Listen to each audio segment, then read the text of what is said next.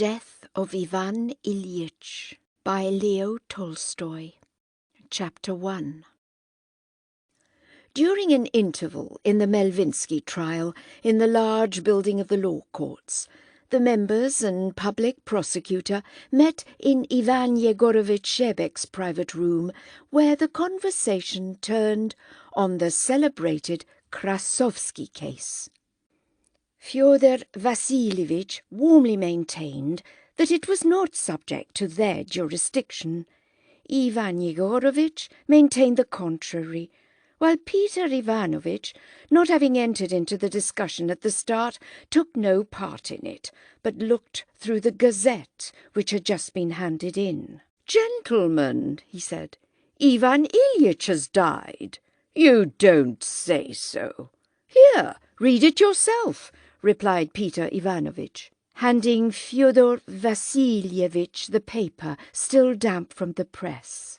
Surrounded by a black border were the words Praskovya Fyodorovna Golovina, with profound sorrow, informs relatives and friends of the demise of her beloved husband, Ivan Ilyich Golovin, member of the Court of Justice, which occurred on February the 4th of this year, 1882.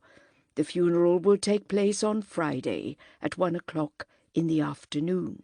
Ivan Ilyich had been a colleague of the gentlemen present and was liked by them all. He had been ill for some weeks, with an illness said to be incurable. His post had been kept open for him, but there had been conjectures that in case of his death Alexeyev might receive his appointment, and that either Vinnikov or Stabel would succeed Alexeyev. So on receiving the news of Ivan Ilyish's death, the first thought of each of the gentlemen in that private room was of the changes and promotions it might occasion among themselves or their acquaintances. "I shall be sure to get Stabel's place, or Vinnikov's," thought Fyodor Vassilievich. "I was promised that long ago, and the promotion means an extra 800 roubles a year for me, besides the allowance. Now I must apply for my brother-in-law's transfer from Kaluga," thought Peter Ivanovitch.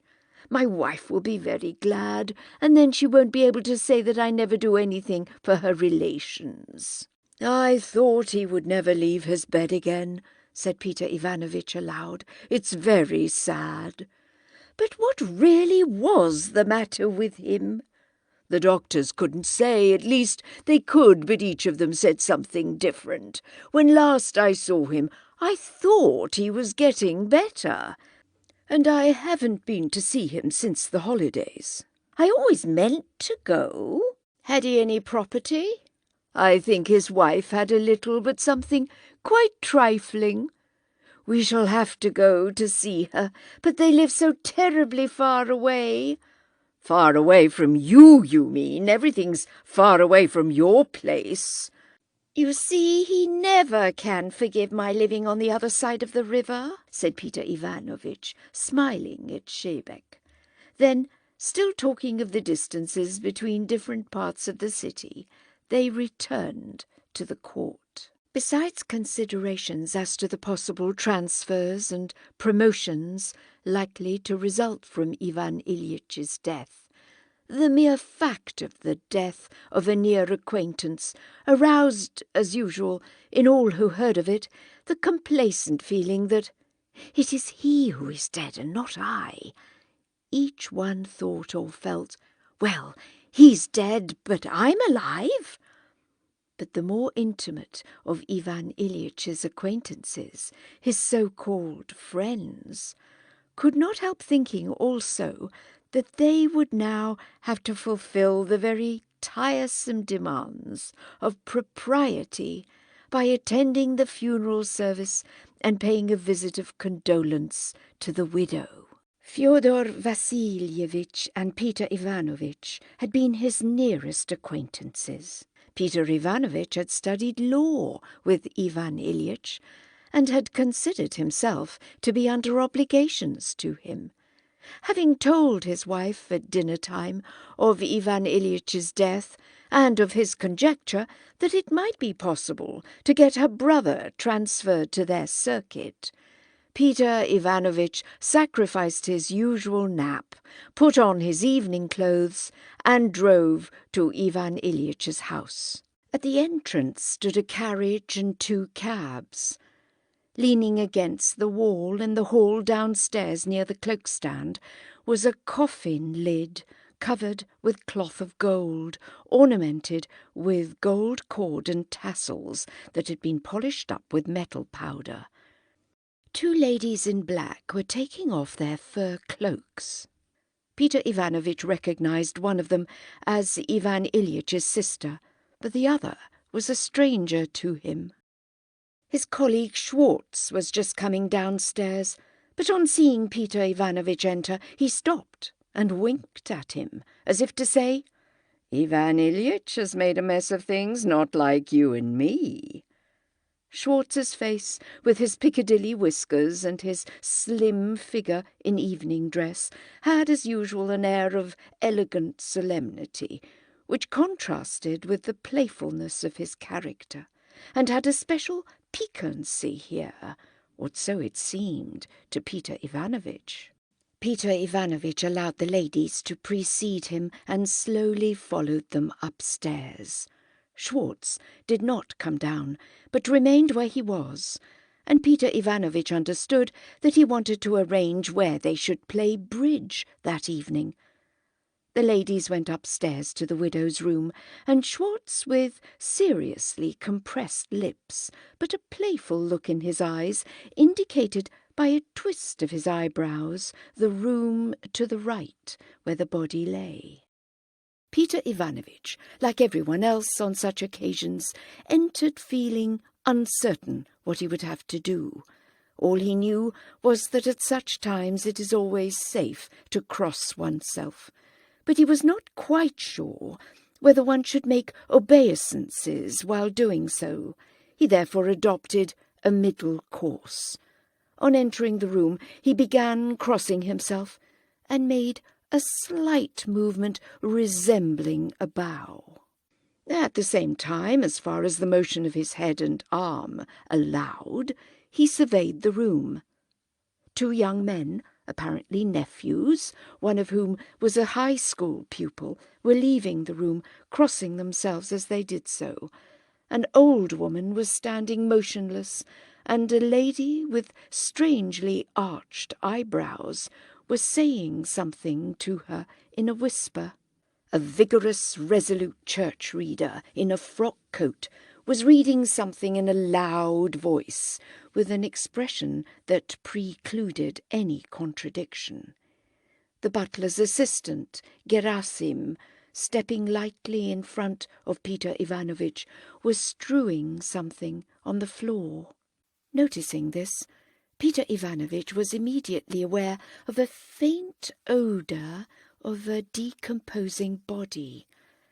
The last time he had called on Ivan Ilyich, Peter Ivanovitch had seen Gerasim in the study. Ivan Ilyich had been particularly fond of him, and he was performing the duty of a sick nurse. Peter Ivanovitch continued to make the sign of the cross, slightly inclining his head in an intermediate direction between the coffin, the reader, and the icons on the table in a corner of the room. Afterwards, when it seemed to him that this movement of his arm in crossing himself had gone on too long, he stopped and began to look at the corpse. The dead man lay, as dead men always lie, in a specially heavy way, his rigid limbs sunk in the soft cushions of the coffin, with the head forever bowed on the pillow. His yellow waxen brow, with bald patches over his sunken temples, was thrust up in the way peculiar to the dead, the protruding nose seeming to press on the upper lip. He was much changed, and grown even thinner since Peter Ivanovitch had last seen him, but As is always the case with the dead, his face was handsomer and above all more dignified than when he was alive. The expression on the face said that what was necessary had been accomplished, and accomplished rightly. Besides this, there was in that expression a reproach and a warning to the living. This warning seemed to Peter Ivanovitch out of place, or at least not applicable to him. He felt a certain discomfort, and so he hurriedly crossed himself once more and turned and went out of the door, too hurriedly and too regardless of propriety, as he himself was aware. Schwartz was waiting for him in the adjoining room, with legs spread wide apart and both hands toying with his top hat behind his back. The mere sight of that playful, well-groomed and elegant figure refreshed Peter Ivanovitch.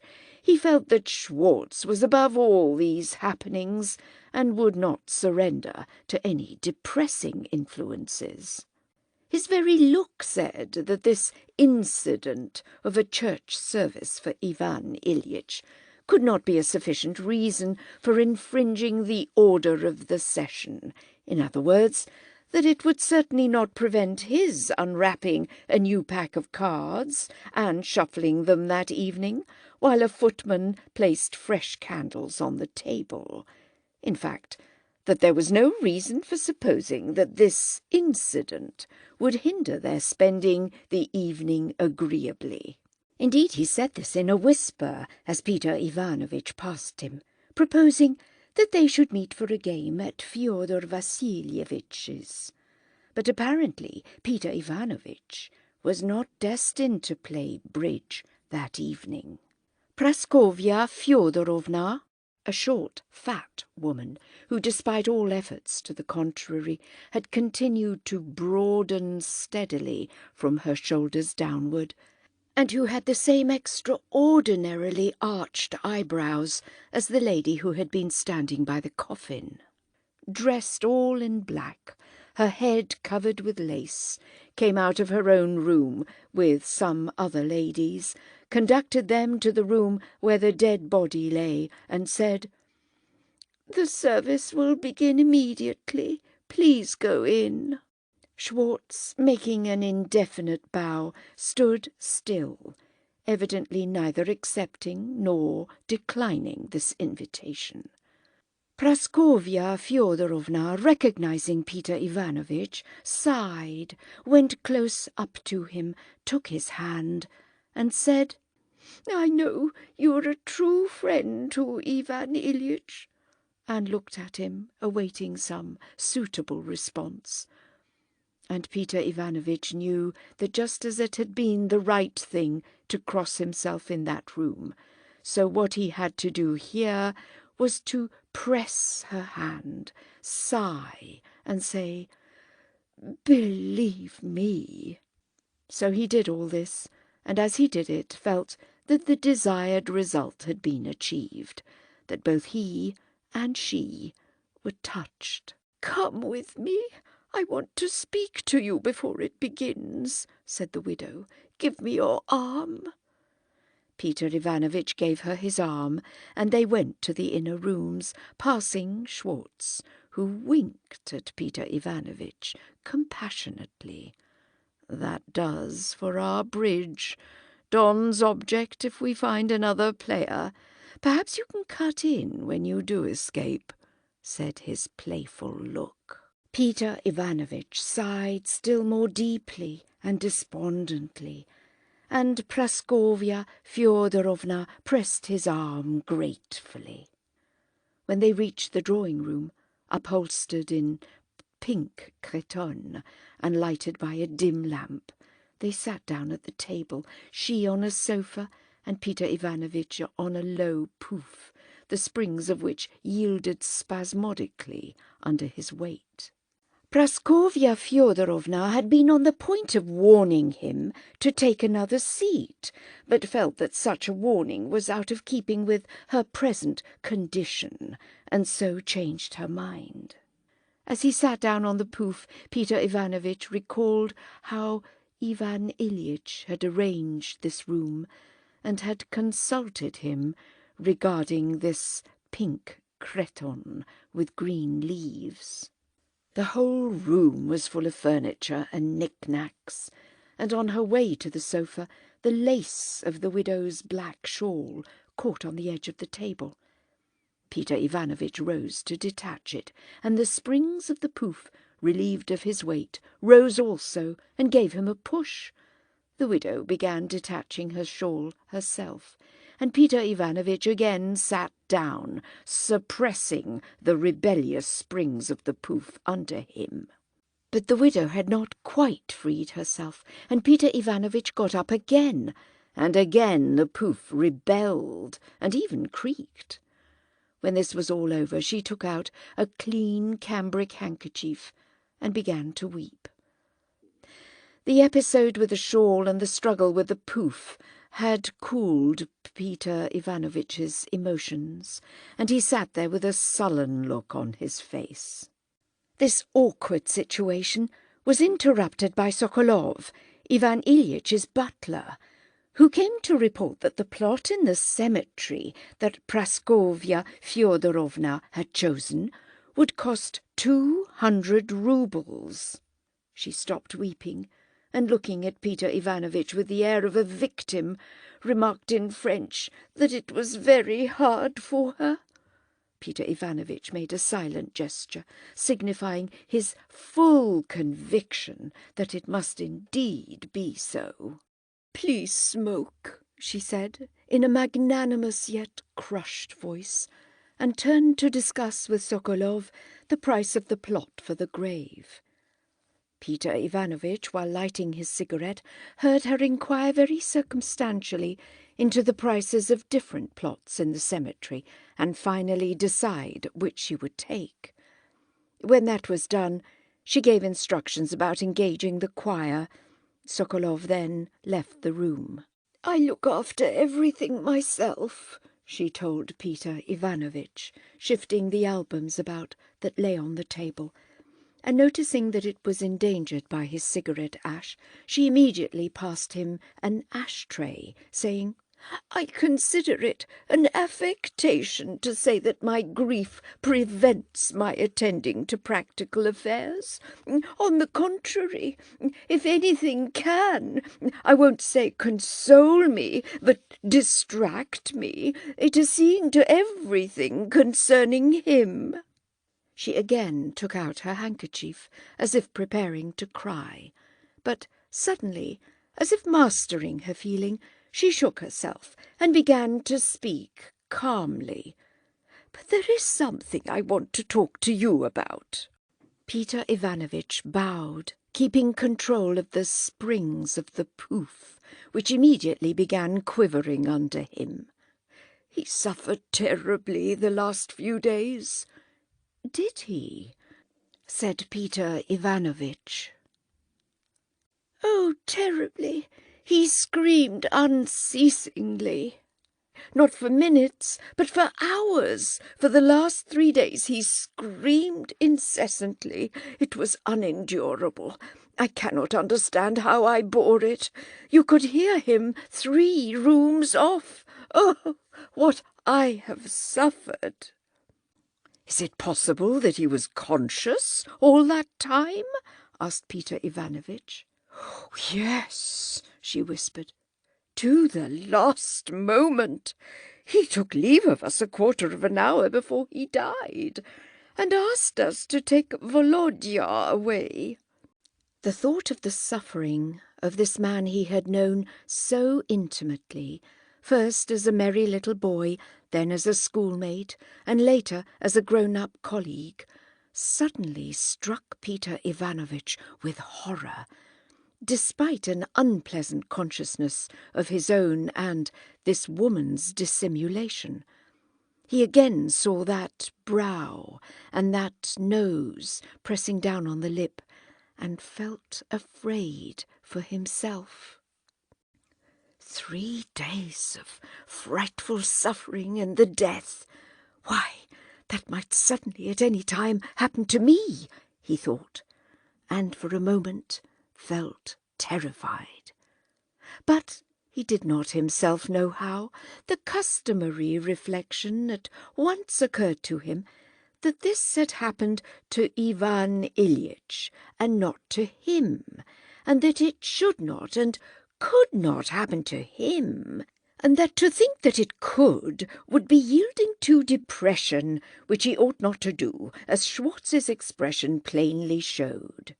After which reflection Peter Ivanovitch felt reassured, and began to ask with interest about the details of Ivan Ilyitch's death, as though death was an accident natural to Ivan Ilyich, but certainly not to himself.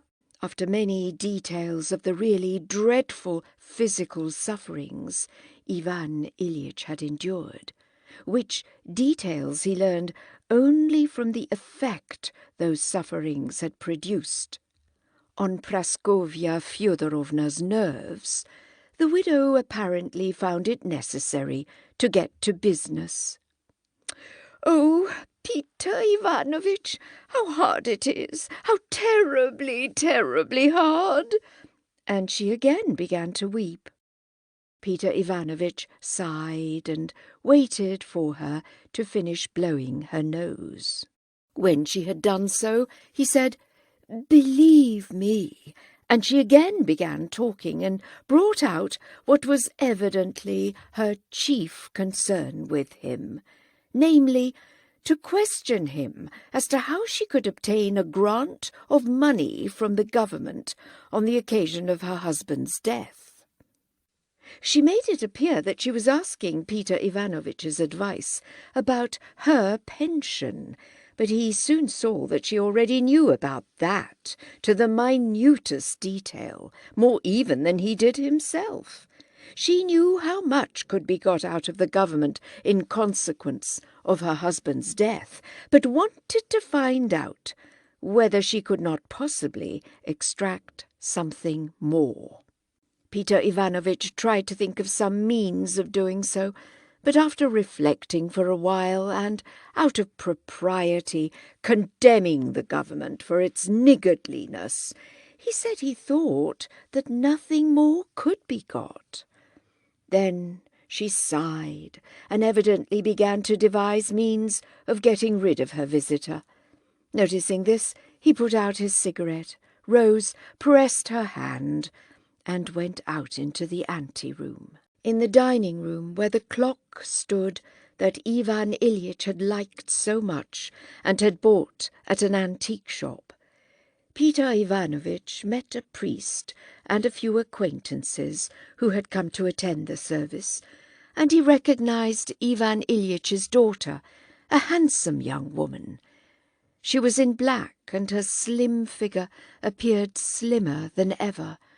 She had a gloomy, determined, almost angry expression, and bowed to Peter Ivanovitch as though he were in some way to blame.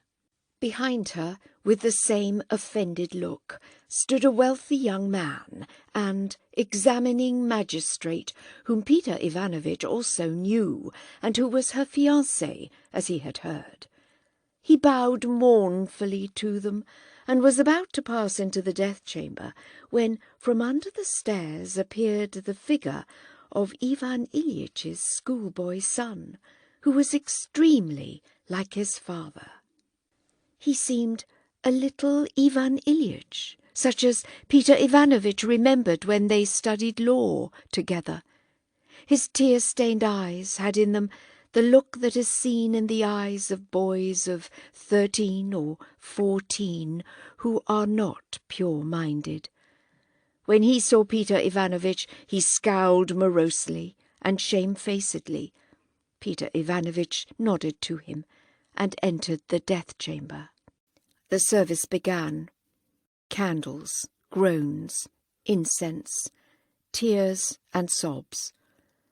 Peter Ivanovitch stood looking gloomily down at his feet.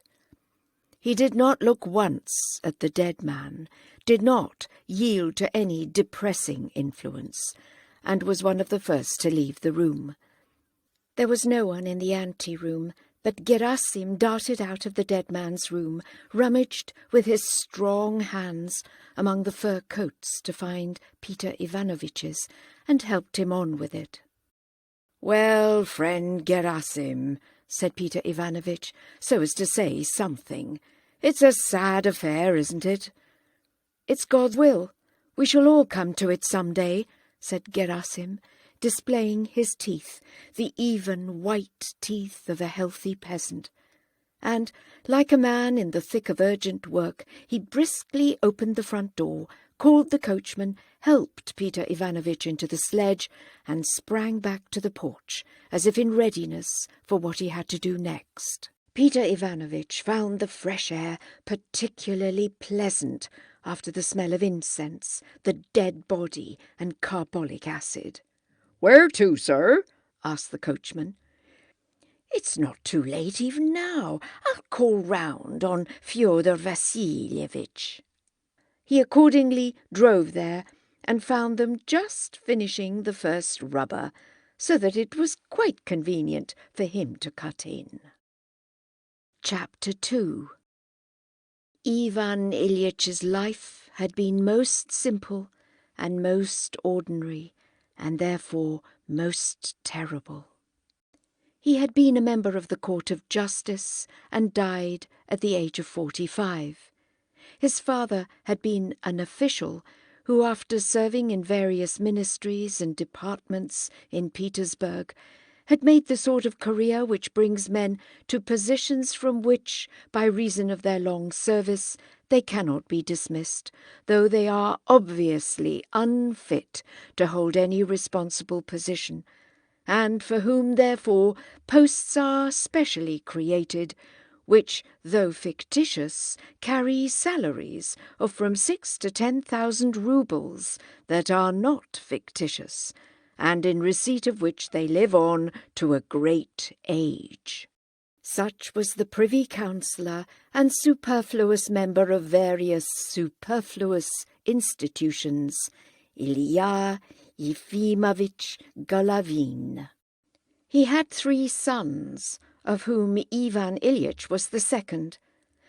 The eldest son was following in his father's footsteps, only in another department, and was already approaching that stage in the service at which a similar sinecure would be reached. The third son was a failure. He had ruined his prospects in a number of positions, and was now serving in the railway department. His father and brothers, and still more their wives, not merely disliked meeting him, but avoided remembering his existence unless compelled to do so.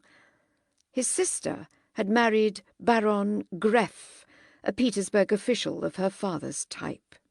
Ivan Ilyich was le phénix de la famille, as people said. He was neither as cold and formal as his elder brother, nor as wild as the younger, but was a happy mean between them, an intelligent, polished, lively, and agreeable man.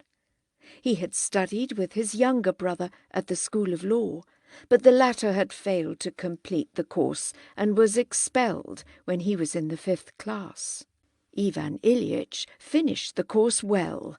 Even when he was at the School of Law, he was just what he remained for the rest of his life, a capable, cheerful, good-natured, and sociable man, though strict in the fulfilment of what he considered to be his duty, and he considered his duty to be what was so considered by those in authority. Neither as a boy nor as a man was he a toady, but from early youth was by nature attracted to people of high station, as a fly is drawn to the light, assimilating their ways and views of life and establishing friendly relations with them. All the enthusiasms of childhood and youth passed without leaving much trace on him. He succumbed to sensuality, to vanity, and latterly, among the highest classes, to liberalism, but always within limits which his instinct unfailingly indicated to him as correct. At school he had done things which had formerly seemed to him very horrid, and made him feel disgusted with himself when he did them. But when, later on, he saw that such actions were done by people of good position, and that they did not regard them as wrong, he was able not exactly to regard them as right, but to forget about them entirely, or not be at all troubled at remembering them. Having graduated from the School of Law and qualified for the 10th rank of the civil service, and having received money from his father for his equipment, Ivan Ilyich ordered himself clothes at Sharma's, the fashionable tailor, hung a medallion inscribed Respice Finem on his watch chain, took leave of his professor and the prince, who was patron of the school, had a farewell dinner with his comrades at Dollon's first-class restaurant, and with his new and fashionable portmanteau, linen, clothes, shaving, and other toilet appliances, and a travelling rug, all purchased at the best shops, he set off for one of the provinces, where through his father's influence he had been attached to the governor as an official for special service. In the province, Ivan Ilyich soon arranged as easy and agreeable a position for himself as he had had at the School of Law. He performed his official task, made his career, and at the same time amused himself pleasantly and decorously. Occasionally he paid official visits to country districts, where he behaved with dignity both to his superiors and inferiors, and performed the duties entrusted to him, which related chiefly to the sectarians, with an exactness and incorruptible honesty of which he could not but feel proud. In official matters, despite his youth and taste for frivolous gaiety, he was exceedingly reserved, punctilious, and even severe. But in society he was often amusing and witty, and always good-natured, correct in his manner, and bon enfant, as the governor and his wife, with whom he was like one of the family, used to say of him. In the province he had an affair with a lady who made advances to the elegant young lawyer, and there was also a milliner, and there were carousels with aides-de-camp who visited the district, and after-supper visits to a certain outlying street of doubtful reputation. And there was, too, some obsequiousness to his chief, and even to his chief's wife. But all this was done with such a tone of good breeding that no hard names could be applied to it. It all came under the heading of the French saying, "Il faut que jeunesse se passe." It was all done with clean hands, in clean linen, with French phrases, and above all among people of the best society, and consequently with the approval of people of rank. So Ivan Ilyich served for 5 years, and then came a change in his official life. The new and reformed judicial institutions were introduced, and new men were needed. Ivan Ilyich became such a new man. He was offered the post of examining magistrate, and he accepted it, though the post was in another province, and obliged him to give up the connections he had formed, and to make new ones. His friends met to give him a send-off. They had a group photograph taken and presented him with a silver cigarette case, and he set off to his new post. As examining magistrate, Ivan Ilyich was just as comme il faut and decorous a man, inspiring general respect and capable of separating his official duties from his private life, as he had been when acting as an official on special service. His duties now as examining magistrate were far more interesting and attractive than before. In his former position, it had been pleasant to wear an undress uniform made by Sharma, and to pass through the crowd of petitioners and officials who were timorously awaiting an audience with the governor, and who envied him, as with free and easy gait he went straight into his chief's private room to have a cup of tea and a cigarette with him. But not many people had then been directly dependent on him, only police officials and the sectarians when he went on special missions, and he liked to treat them politely, almost as comrades, as if he were letting them feel that he who had the power to crush them was treating them in this simple, friendly way.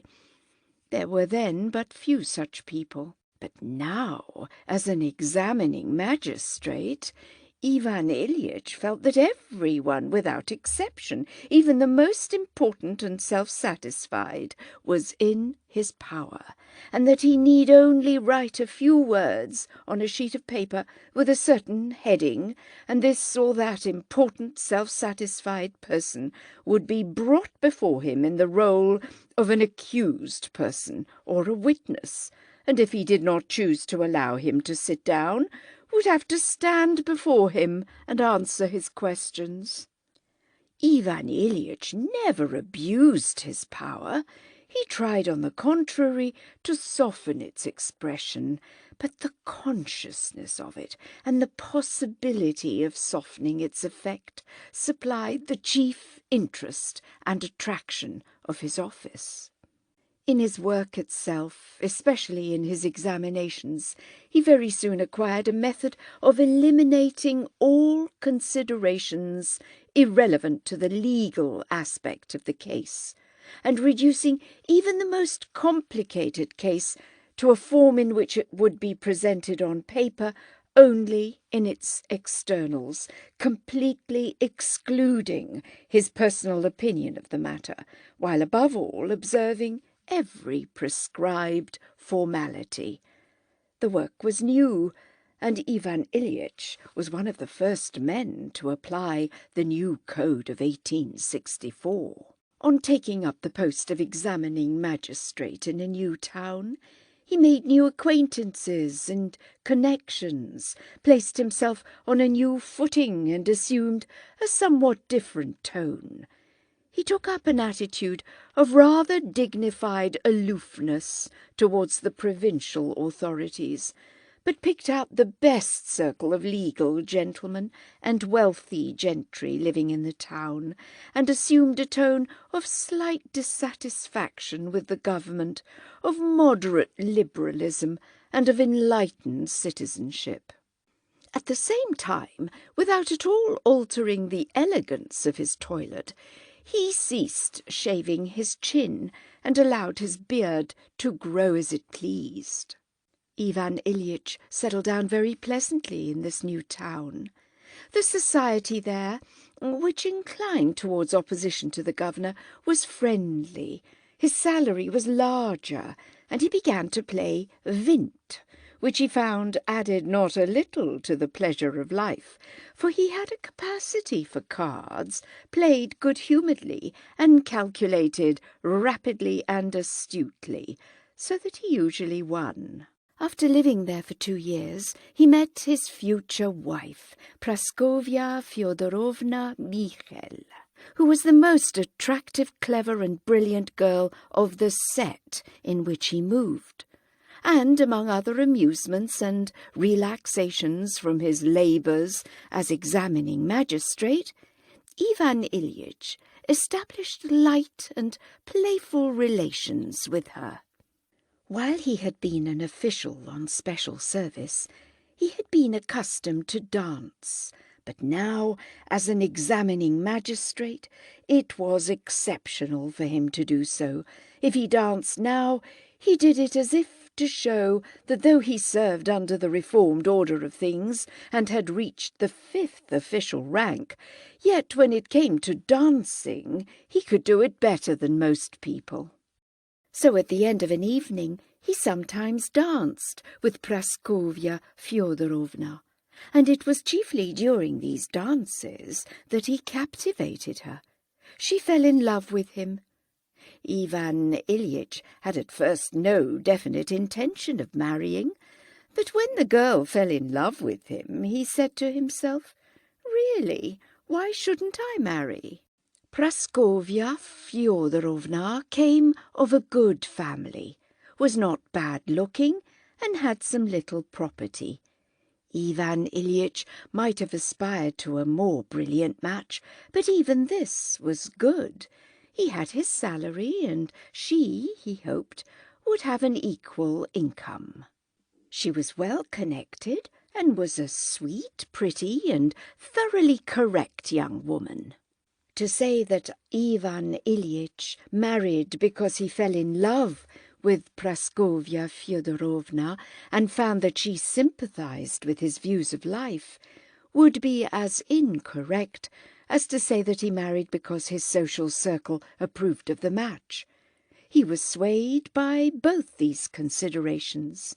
The marriage gave him personal satisfaction, and at the same time it was considered the right thing by the most highly placed of his associates. So Ivan Ilyich got married. The preparations for marriage and the beginning of married life, with its conjugal caresses, the new furniture, new crockery, and new linen, were very pleasant until his wife became pregnant, so that Ivan Ilyich had begun to think that marriage would not impair the easy, agreeable, gay, and always decorous character of his life, approved of by society and regarded by himself as natural, but would even improve it. But from the first months of his wife's pregnancy, something new, unpleasant, depressing, and unseemly, and from which there was no way of escape, unexpectedly showed itself. His wife, without any reason, de gaieté du cœur, as Ivan Ilyich expressed it to himself, began to disturb the pleasure and propriety of their life. She began to be jealous without any cause, expected him to devote his whole attention to her, found fault with everything, and made coarse and ill-mannered scenes. At first Ivan Ilyich hoped to escape from the unpleasantness of the state of affairs by the same easy and decorous relation to life that had served him heretofore. He tried to ignore his wife's disagreeable moods, continued to live in his usual easy and pleasant way, invited friends to his house for a game of cards, and also tried going out to his club or spending his evenings with friends. But one day his wife began upbraiding him so vigorously, using such coarse words, and continued to abuse him every time he did not fulfill her demands, so resolutely, and with such evident determination not to give way till he submitted, that is, till he stayed at home and was bored just as she was, that he became alarmed. He now realized that matrimony, at any rate with Praskovya Fyodorovna, was not always conducive to the pleasures and amenities of life, but on the contrary often infringed both comfort and propriety, and that he must therefore entrench himself against such infringement. And Ivan Ilyich began to seek for means of doing so. His official duties were the one thing that imposed upon Praskovya Fyodorovna, and by means of his official work and the duties attached to it, he began struggling with his wife to secure his own independence. With the birth of their child, the attempts to feed it, and the various failures in doing so, and with the real and imaginary illnesses of mother and child, in which Ivan Ilyitch's sympathy was demanded, but about which he understood nothing, the need of securing for himself an existence outside his family life became still more imperative. As his wife grew more irritable and exacting, and Ivan Ilyich transferred the centre of gravity of his life more and more to his official work, so did he grow to like his work better and became more ambitious than before. Very soon, within a year of his wedding, Ivan Ilyich had realized that marriage, though it may add some comforts to life, is in fact a very intricate and difficult affair, towards which, in order to perform one's duty, that is, to lead a decorous life approved of by society, one must adopt a definite attitude, just as towards one's official duties. And Ivan Ilyich evolved such an attitude towards married life. He only required of it those conveniences, dinner at home, housewife, and bed, which it could give him, and above all that propriety of external forms required by public opinion. For the rest, he looked for light-hearted pleasure and propriety, and was very thankful when he found them. But if he met with antagonism and querulousness, he at once retired into his separate, fenced-off world of official duties, where he found satisfaction. Ivan Ilyich was esteemed a good official, and after 3 years was made assistant public prosecutor. His new duties, their importance, the possibility of indicting and imprisoning anyone he chose, the publicity his speeches received, and the success he had in all these things, made his work still more attractive. More children came. His wife became more and more querulous and ill-tempered. But the attitude Ivan Ilyich had adopted towards his home life rendered him almost impervious to her grumbling. After 7 years' service in that town, he was transferred to another province as public prosecutor. They moved, but were short of money, and his wife did not like the place they moved to. Though the salary was higher, the cost of living was greater, besides which 2 of their children died, and family life became still more unpleasant for him. Praskovya Fyodorovna blamed her husband for every inconvenience they encountered in their new home. Most of the conversations between husband and wife, especially as to the children's education, led to topics which recalled former disputes, and these disputes were apt to flare up again at any moment. There remained only those rare periods of amorousness which still came to them at times, but did not last long. These were islets at which they anchored for a while, and then again set out upon that ocean of veiled hostility which showed itself in their aloofness from one another. This aloofness might have grieved Ivan Ilyich, had he considered that it ought not to exist, but he now regarded the position as normal, and even made it the goal at which he aimed in family life. His aim was to free himself more and more from those unpleasantnesses, and to give them a semblance of harmlessness and propriety. He attained this by spending less and less time with his family, and when obliged to be at home, he tried to safeguard his position by the presence of outsiders. The chief thing, however, was that he had his official duties. The whole interest of his life now centred in the official world, and that interest absorbed him. The consciousness of his power, being able to ruin anybody he wished to ruin, the importance, even the external dignity of his entry into court or meetings with his subordinates, his success with superiors and inferiors, and above all his masterly handling of cases, of which he was conscious. All this gave him pleasure and filled his life, together with chats with his colleagues, dinners, and bridge. So that on the whole, Ivan Ilyitch's life continued to flow as he considered it should do, pleasantly and properly. So things continued for another 7 years. His eldest daughter was already 16. Another child had died, and only one son was left, a schoolboy and a subject of dissension. Ivan Ilyich wanted to put him in the school of law. But to spite him, Praskovya Fyodorovna entered him at the high school. The daughter had been educated at home and had turned out well. The boy did not learn badly either. Chapter 3.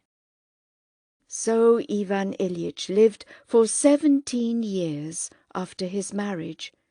He was already a public prosecutor of long standing, and had declined several proposed transfers while awaiting a more desirable post, when an unanticipated and unpleasant occurrence quite upset the peaceful course of his life. He was expecting to be offered the post of presiding judge in a university town, but Gope somehow came to the front and obtained the appointment instead. Ivan Ilyich became irritable, reproached Gope, and quarrelled both with him and with his immediate superiors, who became colder to him and again passed him over when other appointments were made. This was in 1880, the hardest year of Ivan Ilyitch's life. It was then that it became evident, on the one hand, that his salary was insufficient for them to live on, and, on the other, that he had been forgotten, and not only this, but that what was for him the greatest and most cruel injustice appeared to others a quite ordinary occurrence. Even his father did not consider it his duty to help him. Ivan Ilyich felt himself abandoned by everyone, and that they regarded his position, with a salary of 3,500 roubles, as quite normal and even fortunate. He alone knew that with the consciousness of the injustices done him, with his wife's incessant nagging, and with the debts he had contracted by living beyond his means, his position was far from normal. In order to save money that summer, he obtained leave of absence and went with his wife to live in the country at her brother's place. In the country, without his work, he experienced ennui for the first time in his life, and not only ennui, but intolerable depression, and he decided that it was impossible to go on living like that, and that it was necessary to take energetic measures. Having passed a sleepless night pacing up and down the veranda, he decided to go to Petersburg and bestir himself in order to punish those who had failed to appreciate him, and to get transferred to another ministry. Next day, despite many protests from his wife and her brother, he started for Petersburg with the sole object of obtaining a post with a salary of 5,000 roubles a year. He was no longer bent on any particular department or tendency or kind of activity. All he now wanted was an appointment to another post with a salary of 5,000 roubles, either in the administration, in the banks, with the railways, in one of the Empress Maria's institutions, or even in the customs, but it had to carry with it a salary of 5,000 roubles, and be in a ministry other than that in which they had failed to appreciate him. And this quest of Ivan Ilyitch's was crowned with remarkable and unexpected success. At Kurst, an acquaintance of his, F.I. Ilyin, got into the first-class carriage, sat down beside Ivan Ilyich, and told him of a telegram just received by the governor of Kurst, announcing that a change was about to take place in the ministry. Peter Ivanovich was to be superseded by Ivan Semyonovich.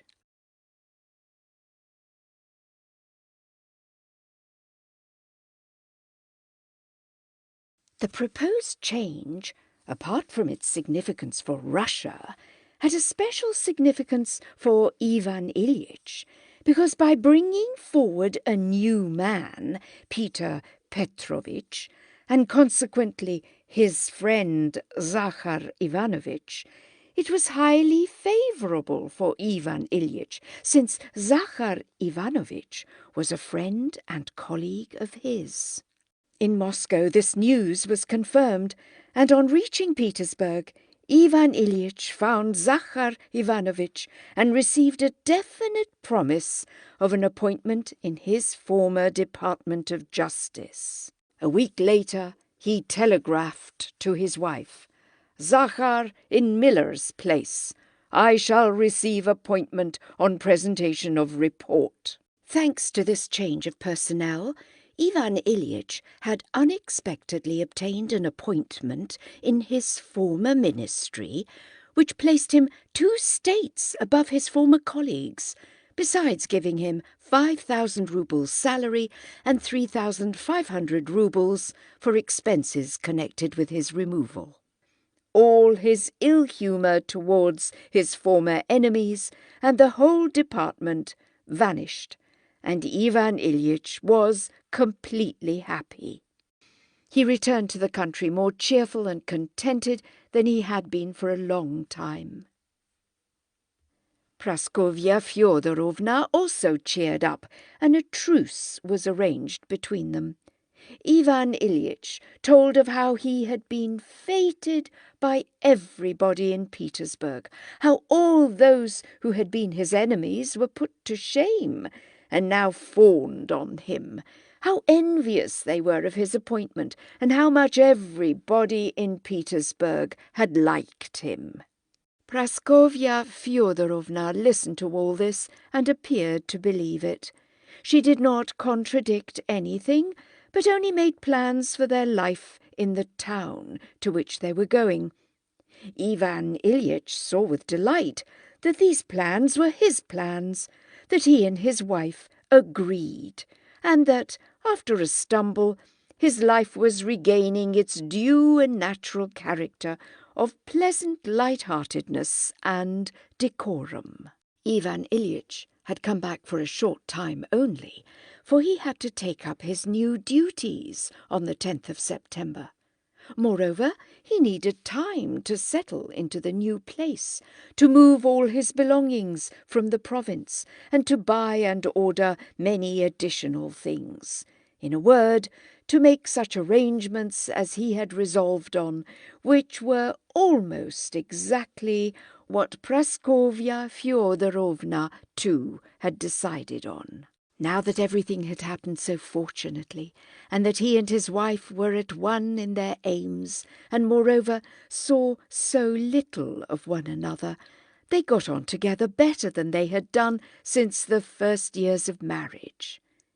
Ivan Ilyich had thought of taking his family away with him at once, but the insistence of his wife's brother and her sister-in-law, who had suddenly become particularly amiable and friendly to him and his family, induced him to depart alone. So he departed, and the cheerful state of mind induced by his success and by the harmony between his wife and himself, the one intensifying the other, did not leave him. He found a delightful house, just the thing both he and his wife had dreamed of. Spacious, lofty reception rooms in the old style, a convenient and dignified study, rooms for his wife and daughter, a study for his son. It might have been specially built for them. Ivan Ilyich himself superintended the arrangements, chose the wallpapers, supplemented the furniture, preferably with antiques, which he considered particularly comme il faut, and supervised the upholstering. Everything progressed and approached the ideal he had set himself. Even when things were only half completed, they exceeded his expectations. He saw what a refined and elegant character, free from vulgarity, it would all have when it was ready. On falling asleep, he pictured to himself how the reception-room would look. Looking at the yet unfinished drawing-room, he could see the fireplace, the screen, the what-not, the little chairs dotted here and there, the dishes and plates on the walls, and the bronzes, as they would be when everything was in place. He was pleased by the thought of how his wife and daughter, who shared his taste in these matters, would be impressed. They were certainly not expecting as much. He had been particularly successful in finding and buying cheaply antiques, which gave a particularly aristocratic character to the whole place. But in his letters he intentionally understated everything in order to be able to surprise them. All this so absorbed him that his new duties, though he liked his official work, interested him less than he had expected. Sometimes he even had moments of absent-mindedness during the court sessions, and would consider whether he should have straight or curved cornices for his curtains. He was so interested in it all that he often did things himself, rearranging the furniture or rehanging the curtains. Once, while mounting a step-ladder to show the upholsterer, who did not understand, how he wanted the hangings draped, he made a false step and slipped. But being a strong and agile man, he clung on and only knocked his side against the knob of the window-frame. The bruised place was painful, but the pain soon passed, and he felt particularly bright and well just then. He wrote, "I feel 15 years younger." He thought he would have everything ready by September, but it dragged on till mid-October. But the result was charming, not only in his eyes, but to everyone who saw it. In reality, it was just what is usually seen in the houses of people of moderate means who want to appear rich, and therefore succeed only in resembling others like themselves. There are damasks, dark wood, plants, rugs, and dull and polished bronzes, all the things people of a certain class have in order to resemble other people of that class. His house was so like the others that it would never have been noticed, but to him it all seemed to be quite exceptional. He was very happy when he met his family at the station and brought them to the newly furnished house, all lit up, where a footman in a white tie opened the door into the hall decorated with plants. And when they went on into the drawing-room and the study, uttering exclamations of delight, he conducted them everywhere, drank in their praises eagerly, and beamed with pleasure. At tea that evening, when Praskovya Fyodorovna, among other things, asked him about his fall, he laughed and showed them how he had gone flying and had frightened the upholsterer. "It's a good thing I'm a bit of an athlete. Another man might have been killed, but I merely knocked myself just here. It hurts when it's touched, but it's passing off already. It's only a bruise." So they began living in their new home, in which, as always happens, when they got thoroughly settled in, they found they were just one room short, and with the increased income, which, as always, was just a little, some 500 roubles, too little, but it was all very nice. Things went particularly well at first, before everything was finally arranged, and while something had still to be done, This thing bought, that thing ordered, another thing moved, and something else adjusted. Though there were some disputes between husband and wife, they were both so well satisfied, and had so much to do that it all passed off without any serious quarrels. When nothing was left to arrange, it became rather dull, and something seemed to be lacking. But they were then making acquaintances, forming habits, and life was growing fuller.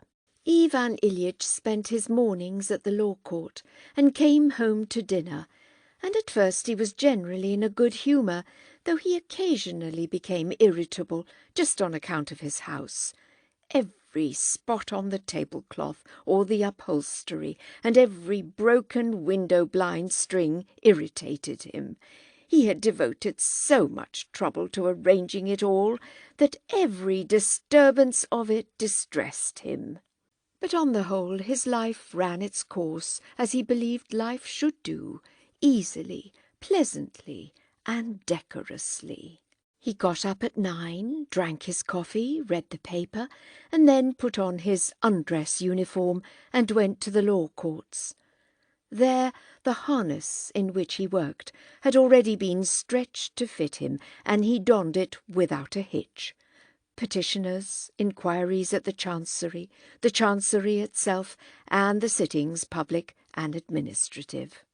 In all this the thing was to exclude everything fresh and vital, which always disturbs the regular course of official business, and to admit only official relations with people, and then only on official grounds.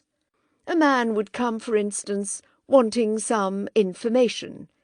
Ivan Ilyich, as one in whose sphere the matter did not lie, would have nothing to do with him. But if the man had some business with him in his official capacity, something that could be expressed on officially stamped paper, he would do everything, positively everything he could, within the limits of such relations, and in doing so would maintain the semblance of friendly human relations, that is, would observe the courtesies of life. As soon as the official relations ended, so did everything else. Ivan Ilyich possessed this capacity to separate his real life from the official side of affairs, and not mix the two in the highest degree, and by long practice and natural aptitude had brought it to such a pitch that sometimes, in the manner of a virtuoso, he would even allow himself to let the human and official relations mingle. He let himself do this just because he felt that he could, at any time he chose, resume the strictly official attitude again and drop the human relation. And he did it all easily, pleasantly, correctly, and even artistically. In the intervals between the sessions, he smoked, drank tea, chatted a little about politics, a little about general topics, a little about cards, but most of all about official appointments. Tired, but with the feelings of a virtuoso, one of the first violins who has played his part in an orchestra with precision, he would return home to find that his wife and daughter had been out paying calls, or had a visitor, and that his son had been to school, had done his homework with his tutor, and was surely learning what is taught at high schools. Everything was as it should be. After dinner, if they had no visitors, Ivan Ilyich sometimes read a book that was being much discussed at the time, and in the evening settled down to work, that is, read official papers, compared the depositions of witnesses, and noted paragraphs of the code applying to them. This was neither dull nor amusing. It was dull when he might have been playing bridge, but if no bridge was available, it was at any rate better than doing nothing or sitting with his wife. Ivan Ilyitch's chief pleasure was giving little dinners, to which he invited men and women of good social position, And just as his drawing-room resembled all other drawing-rooms, so did his enjoyable little parties resemble all other such parties. Once they even gave a dance. Ivan Ilyich enjoyed it, and everything went off well, except that it led to a violent quarrel with his wife about the cakes and sweets. Praskovya Fyodorovna had made her own plans, but Ivan Ilyich insisted on getting everything from an expensive confectioner and ordered too many cakes, and the quarrel occurred because some of those cakes were left over, and the confectioner's bill came to 45 roubles. It was a great and disagreeable quarrel. Praskovya Fyodorovna called him a fool and an imbecile, and he clutched at his head and made angry allusions to divorce. But the dance itself had been enjoyable. The best people were there, and Ivan Ilyich had danced with Princess Trufonova, a sister of the distinguished founder of the society Bear My Burden. The pleasures connected with his work were pleasures of ambition. His social pleasures were those of vanity. But Ivan Ilyich's greatest pleasure was playing bridge. He acknowledged that whatever disagreeable incident happened in his life, the pleasure that beamed like a ray of light above everything else was to sit down to bridge with good players, not noisy partners, and of course to four-handed bridge. With 5 players it was annoying to have to stand out, though one pretended not to mind, to play a clever and serious game, when the cards allowed it, and then to have supper and drink a glass of wine. After a game of bridge, especially if he had won a little, to win a large sum was unpleasant. Ivan Ilyich went to bed in especially good humour. So they lived. They formed a circle of acquaintances among the best people, and were visited by people of importance and by young folk. In their views as to their acquaintances, husband, wife, and daughter were entirely agreed, and tacitly and unanimously kept at arm's length and shook off the various shabby friends and relations, who, with much show of affection, gushed into the drawing-room with its Japanese plates on the walls. Soon these shabby friends ceased to obtrude themselves, and only the best people remained in the Golovin set. Young men made up to Lisa, and Petrishiev, an examining magistrate, and Dmitri Ivanovich Petrishiev's sole son and heir, began to be so attentive to her that Ivan Ilyich had already spoken to Praskovya Fyodorovna about it, and considered whether they should not arrange a party for them, or get up some private theatricals. So they lived, and all went well without change, and life flowed pleasantly. Chapter 4. They were all in good health. It could not be called ill health if Ivan Ilyich sometimes said that he had a queer taste in his mouth and felt some discomfort in his left side. But this discomfort increased, and though not exactly painful, grew into a sense of pressure in his side, accompanied by ill humour, and his irritability became worse and worse, and began to mar the agreeable, easy, and correct life that had established itself in the Golovin family.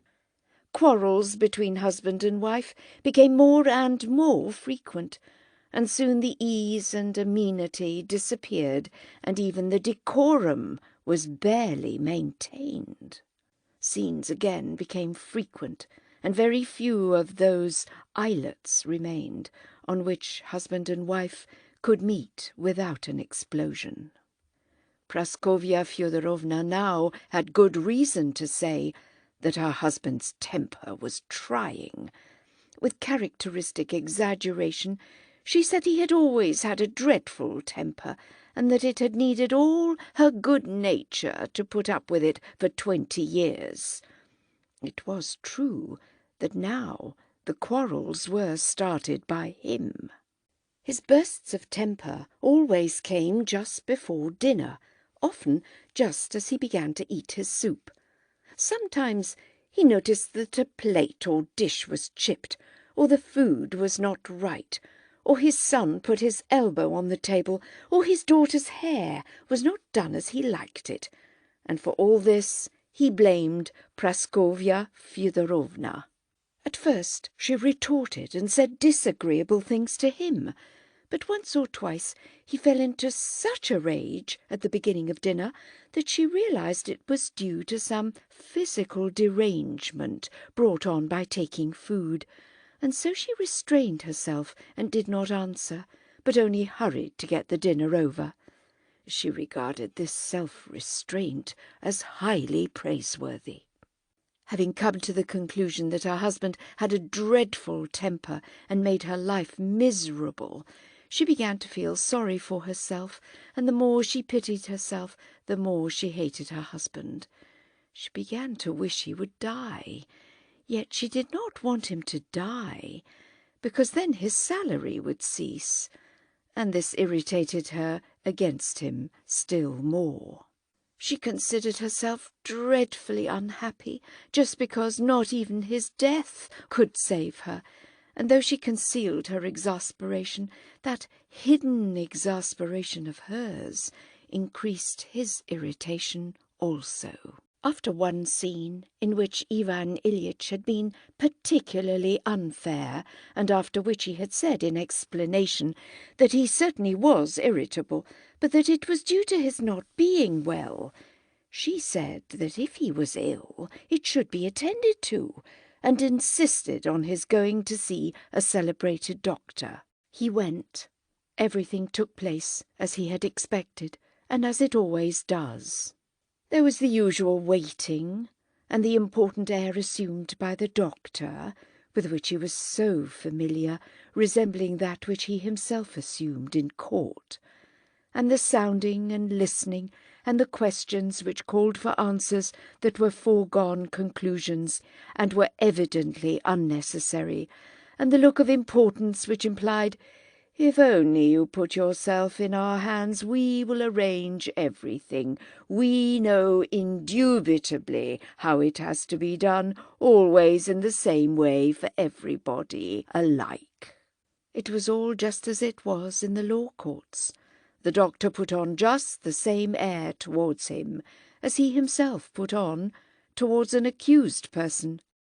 The doctor said that so-and-so indicated that there was so-and-so inside the patient, but if the investigation of so-and-so did not confirm this, then he must assume that and that. If he assumed that and that, then... and so on. To Ivan Ilyich only one question was important. Was his case serious or not? But the doctor ignored that inappropriate question. From his point of view, it was not the one under consideration. The real question was to decide between a floating kidney, chronic catarrh, or appendicitis. It was not a question the doctor solved brilliantly, as it seemed to Ivan Ilyich, in favour of the appendix, with the reservation that should an examination of the urine give fresh indications, the matter would be reconsidered. All this was just what Ivan Ilyich had himself brilliantly accomplished 1,000 times in dealing with men on trial. The doctor summed up just as brilliantly, looking over his spectacles triumphantly and even gaily at the accused. From the doctor's summing up, Ivan Ilyich concluded that things were bad, but that for the doctor, and perhaps for everybody else, it was a matter of indifference, though for him it was bad. And this conclusion struck him painfully, arousing in him a great feeling of pity for himself and of bitterness towards the doctor's indifference to a matter of such importance. He said nothing of this, but rose, placed the doctor's fee on the table, and remarked with a sigh, "We sick people probably often put inappropriate questions, but tell me, in general, is this complaint dangerous or not?" The doctor looked at him sternly over his spectacles with one eye, as if to say, "Prisoner, if you will not keep to the questions put to you, I shall be obliged to have you removed from the court." "I have already told you what I consider necessary and proper. The analysis may show something more." And the doctor bowed. Ivan Ilyich went out slowly, seated himself disconsolately in his sledge, and drove home. All the way home he was going over what the doctor had said, trying to translate those complicated, obscure, scientific phrases into plain language, and find in them an answer to the question, "Is my condition bad? Is it very bad? Or is there as yet nothing much wrong?" And it seemed to him that the meaning of what the doctor had said was that it was very bad. Everything in the streets seemed depressing. The cabmen, the houses, the passers-by, and the shops were dismal. His ache, this dull, gnawing ache that never ceased for a moment, seemed to have acquired a new and more serious significance from the doctor's dubious remarks.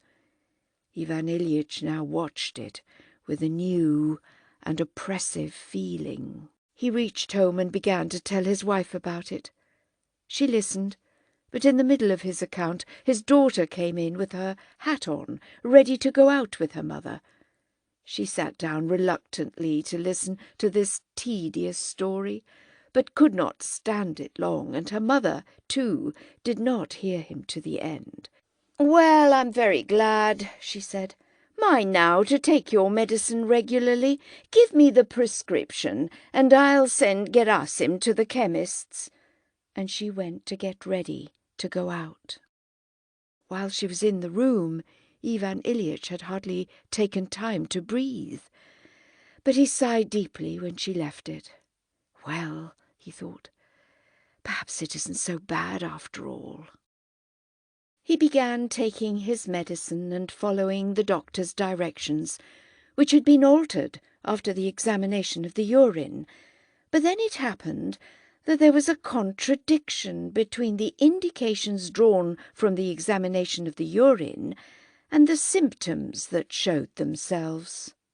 It turned out that what was happening differed from what the doctor had told him, and that he had either forgotten or blundered or hidden something from him. He could not, however, be blamed for that, and Ivan Ilyich still obeyed his orders implicitly, and at first derived some comfort from doing so. From the time of his visit to the doctor, Ivan Ilyitch's chief occupation was the exact fulfilment of the doctor's instructions regarding hygiene and the taking of medicine and the observation of his pain and his excretions. His chief interest came to be people's ailments and people's health. When sickness, deaths, or recoveries were mentioned in his presence, especially when the illness resembled his own, he listened with agitation which he tried to hide, asked questions, and applied what he heard to his own case. The pain did not grow less, but Ivan Ilyich made efforts to force himself to think that he was better, and he could do this so long as nothing agitated him. But as soon as he had any unpleasantness with his wife, any lack of success in his official work, or held bad cards at bridge, he was at once acutely sensible of his disease. He had formerly borne such mischances, hoping soon to adjust what was wrong, to master it and attain success, or make a grand slam. But now every mischance upset him and plunged him into despair. He would say to himself, There now, just as I was beginning to get better, and the medicine had begun to take effect, comes this accursed misfortune or unpleasantness. And he was furious with the mishap, or with the people who were causing the unpleasantness and killing him, for he felt that this fury was killing him, but he could not restrain it. One would have thought that it should have been clear to him that this exasperation with circumstances and people aggravated his illness, and that he ought therefore to ignore unpleasant occurrences. But he drew the very opposite conclusion. He said that he needed peace, and he watched for everything that might disturb it, and became irritable at the slightest infringement of it. His condition was rendered worse by the fact that he read medical books and consulted doctors. The progress of his disease was so gradual that he could deceive himself when comparing one day with another. The difference was so slight. But when he consulted the doctors, it seemed to him that he was getting worse, and even very rapidly. Yet despite this, he was continually consulting them. That month he went to see another celebrity, who told him almost the same as the first had done, but put his questions rather differently. And the interview with this celebrity only increased Ivan Ilyitch's doubts and fears. A friend of his, a very good doctor, diagnosed his illness again quite differently from the others, and though he predicted recovery, his questions and suppositions bewildered Ivan Ilyich still more and increased his doubts. A homeopathist diagnosed the disease in yet another way, and prescribed medicine which Ivan Ilyich took secretly for a week. But after a week, not feeling any improvement, and having lost confidence both in the former doctor's treatment and in this one's, he became still more despondent. One day a lady acquaintance mentioned a cure effected by a wonder-working guru. Ivan Ilyich caught himself listening attentively and beginning to believe that it had occurred. This incident alarmed him. "Has my mind really weakened to such an extent?" he asked himself. "Nonsense, it's all rubbish. I mustn't give way to nervous fears, but having chosen a doctor must keep strictly to his treatment. That is what I will do. Now it's all settled. I won't think about it, but will follow the treatment seriously till summer, and then we shall see. From now there must be no more of this wavering." This was easy to say, but impossible to carry out. The pain in his side oppressed him and seemed to grow worse and more incessant, while the taste in his mouth grew stranger and stranger. It seemed to him that his breath had a disgusting smell, and he was conscious of a loss of appetite and strength. There was no deceiving himself. Something terrible, new, and more important than anything before in his life was taking place within him, of which he alone was aware. Those about him did not understand, or would not understand it, but thought everything in the world was going on as usual. That tormented Ivan Ilyich more than anything. He saw that his household, especially his wife and daughter, who were in a perfect whirl of visiting, did not understand anything of it, and were annoyed that he was so depressed and so exacting, as if he were to blame for it. Though they tried to disguise it, he saw that he was an obstacle in their path, and that his wife had adopted a definite line in regard to his illness, and kept to it, regardless of anything he said or did. Her attitude was this. "You know," she would say to her friends, "Ivan Ilyich can't do as other people do and keep to the treatment prescribed for him. One day he'll take his drops and keep strictly to his diet and go to bed in good time, but the next day, unless I watch him, he'll suddenly forget his medicine, eat sturgeon, which is forbidden, and sit up playing cards till 1 o'clock in the morning."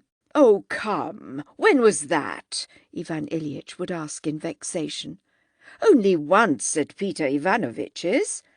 And yesterday with Shebek. Well, even if I hadn't stayed up, this pain would have kept me awake. Be that as it may, you'll never get well like that, but will always make us wretched." Praskovya Fyodorovna's attitude to Ivan Ilyitch's illness, as she expressed it both to others and to himself, was that it was his own fault and was another of the annoyances he caused her. Ivan Ilyich felt that this opinion escaped her involuntarily, but that did not make it easier for him. At the law courts, too, Ivan Ilyich noticed, or thought he noticed, a strange attitude towards himself. It sometimes seemed to him that people were watching him inquisitively, as a man whose place might soon be vacant. Then again his friends would suddenly begin to chaff him in a friendly way about his low spirits, as if the awful, horrible, and unheard-of thing that was going on within him, incessantly gnawing at him and irresistibly drawing him away, was a very agreeable subject for jests. Schwartz in particular irritated him by his jocularity, vivacity, and savoir-faire, which reminded him of what he himself had been 10 years ago. Friends came to make up a set, and they sat down to cards. They dealt, bending the new cards to soften them, and he sorted the diamonds in his hand and found he had 7. His partner said, "No trumps," and supported him with 2 diamonds. What more could be wished for? It ought to be jolly and lively. They would make a grand slam. But suddenly Ivan Ilyich was conscious of that gnawing pain, that taste in his mouth, and it seemed ridiculous that in such circumstances he should be pleased to make a grand slam. He looked at his partner, Mikhail Mikhailovich, who rapped the table with his strong hand, and instead of snatching up the tricks, pushed the cards courteously and indulgently towards Ivan Ilyich, that he might have the pleasure of gathering them up without the trouble of stretching out his hand for them. "Does he think I am too weak to stretch out my arm?" thought Ivan Ilyich, and forgetting what he was doing, he over-trumped his partner, missing the grand slam by 3 tricks. And what was most awful of all was that he saw how upset Mikhail Mikhailovich was about it, but did not himself care, and it was dreadful to realize why he did not care. They all saw that he was suffering and said, "We can stop if you are tired. Take a rest." Lie down? No, he was not at all tired, and he finished the rubber. All were gloomy and silent. Ivan Ilyich felt that he had diffused this gloom over them and could not dispel it. They had supper and went away, and Ivan Ilyich was left alone with the consciousness that his life was poisoned and was poisoning the lives of others, and that this poison did not weaken but penetrated more and more deeply into his whole being. With this consciousness, and with physical pain besides the terror, he must go to bed, often to lie awake the greater part of the night. Next morning he had to get up again, dress, go to the law court, speak and write, or, if he did not go out, spend at home those 24 hours a day, each of which was a torture. And he had to live thus, all alone, on the brink of an abyss, with no one who understood or pitied him. Chapter 5. So 1 month passed, and then another. Just before the new year, his brother-in-law came to town and stayed at their house. Ivan Ilyich was at the law courts, and Praskovya Fyodorovna had gone shopping. When Ivan Ilyich came home and entered his study, he found his brother-in-law there, a healthy, florid man, unpacking his portmanteau himself. He raised his head on hearing Ivan Ilyitch's footsteps, and looked up at him for a moment without a word. That stare told Ivan Ilyich everything. His brother-in-law opened his mouth to utter an exclamation of surprise, but checked himself, and that action confirmed it all. "I have changed, eh?" "Yes, there is a change." And after that, try as he would to get his brother-in-law to return to the subject of his looks, the latter would say nothing about it. Praskovya Fyodorovna came home, and her brother went out to her. Ivan Ilyich locked the door and began to examine himself in the glass, first full face, then in profile. He took up a portrait of himself taken with his wife and compared it with what he saw in the glass. The change in him was immense. Then he bared his arms to the elbow, looked at them, drew the sleeves down again, sat down on an ottoman, and grew blacker than night. "No, no, this won't do," he said to himself, and jumped up, went to the table, took up some law papers, and began to read them, but could not continue. He unlocked the door and went into the reception room. The door leading to the drawing room was shut. He approached it on tiptoe and listened. "No, you are exaggerating," Praskovya Fyodorovna was saying. "Exaggerating? Don't you see it? Why, he's a dead man. Look at his eyes. There's no life in them. But what is it that is wrong with him?" "No one knows. Nikolaevich," that was another doctor, "said something, but I don't know what. And Leshetitsky," this was the celebrated specialist, "said quite the contrary." Ivan Ilyich walked away, went to his own room, lay down, and began musing. The kidney, a floating kidney. He recalled all the doctors had told him of how it detached itself and swayed about, and by an effort of imagination he tried to catch that kidney and arrest it and support it. So little was needed for this, it seemed to him. "No, I'll go and see Peter Ivanovitch again." That was the friend whose friend was a doctor. He rang, ordered the carriage, and got ready to go. "Where are you going, Jean?" asked his wife, with a specially sad and exceptionally kind look. This exceptionally kind look irritated him. He looked morosely at her. "I must go and see Peter Ivanovitch." He went to see Peter Ivanovitch, and together they went to see his friend, the doctor. He was in, and Ivan Ilyich had a long talk with him, reviewing the anatomical and physiological details of what in the doctor's opinion was going on inside him. He understood it all. There was something, a small thing, in the vermiform appendix. It might all come right, only stimulate the energy of one organ and check the activity of another. Then absorption would take place and everything would come right. He got home rather late for dinner, ate his dinner and conversed cheerfully, but could not for a long time bring himself to go back to work in his room. At last, however, he went to his study and did what was necessary. But the consciousness that he had put something aside, an important, intimate matter which he would revert to when his work was done, never left him. When he had finished his work, he remembered that this intimate matter was the thought of his vermiform appendix. But he did not give himself up to it, and went to the drawing-room for tea. There were callers there, including the examining magistrate, who was a desirable match for his daughter, and they were conversing, playing the piano and singing.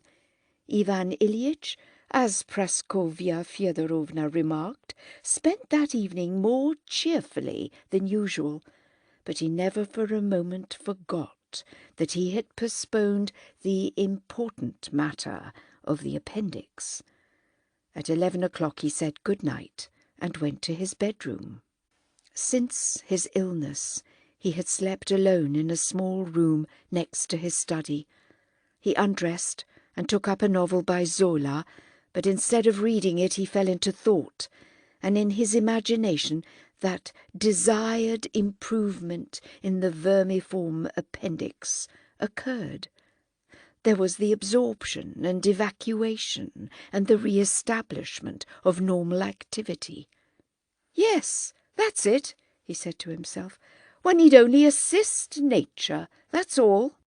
He remembered his medicine, rose, took it, and lay down on his back, watching for the beneficent action of the medicine and for it to lessen the pain. "I need only take it regularly and avoid all injurious influences. I am already feeling better, much better." He began touching his side. It was not painful to the touch. "There, I really don't feel it. It's much better already." He put out the light and turned on his side. "The appendix is getting better. Absorption is occurring." Suddenly he felt the old, familiar, dull, gnawing pain, stubborn and serious. There was the same familiar, loathsome taste in his mouth. His heart sank, and he felt dazed. "My God! My God!" he muttered. "Again! Again! And it will never cease!" And suddenly the matter presented itself in a quite different aspect. "Vermiform appendix, kidney," he said to himself. "It's not a question of appendix or kidney, but of life and death. Yes, life was there, and now it's going, and I can't stop it. Yes, why deceive myself? Isn't it obvious to everyone but me that I'm dying, and that it's only a question of weeks, days? It may happen this moment. There was light, and now there is darkness. I was here, and now I'm going there. Where?" A chill came over him. His breathing ceased, and he felt only the throbbing of his heart. "When I am not, what will there be? There will be nothing. Then where shall I be when I am no more? Can this be dying? No, I don't want to." He jumped up and tried to light the candle, felt for it with trembling hands, dropped candle and candlestick on the floor, and fell back on his pillow. "What is the use? It makes no difference," he said to himself, staring with wide-open eyes into the darkness. "Death, yes, death, and none of them knows or wishes to know it, and they have no pity for me. Now they are playing." He heard through the door the distant sound of a song and its accompaniment. "It's all the same to them, but they will die too. Fools! I first and they later, but it will be the same for them. And now they are merry, the beasts." Anger choked him, and he was agonizingly, unbearably miserable. "It is impossible that all men have been doomed to suffer this awful horror." He raised himself. "Something must be wrong. I must calm myself, must think it all over from the beginning." And again he began, thinking. Yes, the beginning of my illness. I knocked my side, but I was still quite well that day and the next. It hurt a little, then rather more. I saw the doctors, then followed despondency and anguish, more doctors, and I drew nearer to the abyss. My strength grew less, and I kept coming nearer, and now I've wasted away, and there is no light in my eyes. I think of the appendix, but this is death. I think of mending the appendix, and all the while here is death. Can it really be death?" Again terror seized him, and he gasped for breath. He leaned down and began feeling for the matches, pressing with his elbow on the stand beside the bed. It was in his way and hurt him. He grew furious with it, pressed on it still harder, and upset it. Breathless and in despair, he fell on his back, expecting death to come immediately. Meanwhile, the visitors were leaving. Praskovya Fyodorovna was seeing them off. She heard something fall and came in. What has happened? Nothing. I knocked it over accidentally. She went out and returned with a candle. He lay there, panting heavily, like a man who has run 1,000 yards, and stared upwards at her with a fixed look. "What is it, Jean?" "Nothing. I upset it. Why speak of it? She won't understand," he thought. And in truth she did not understand.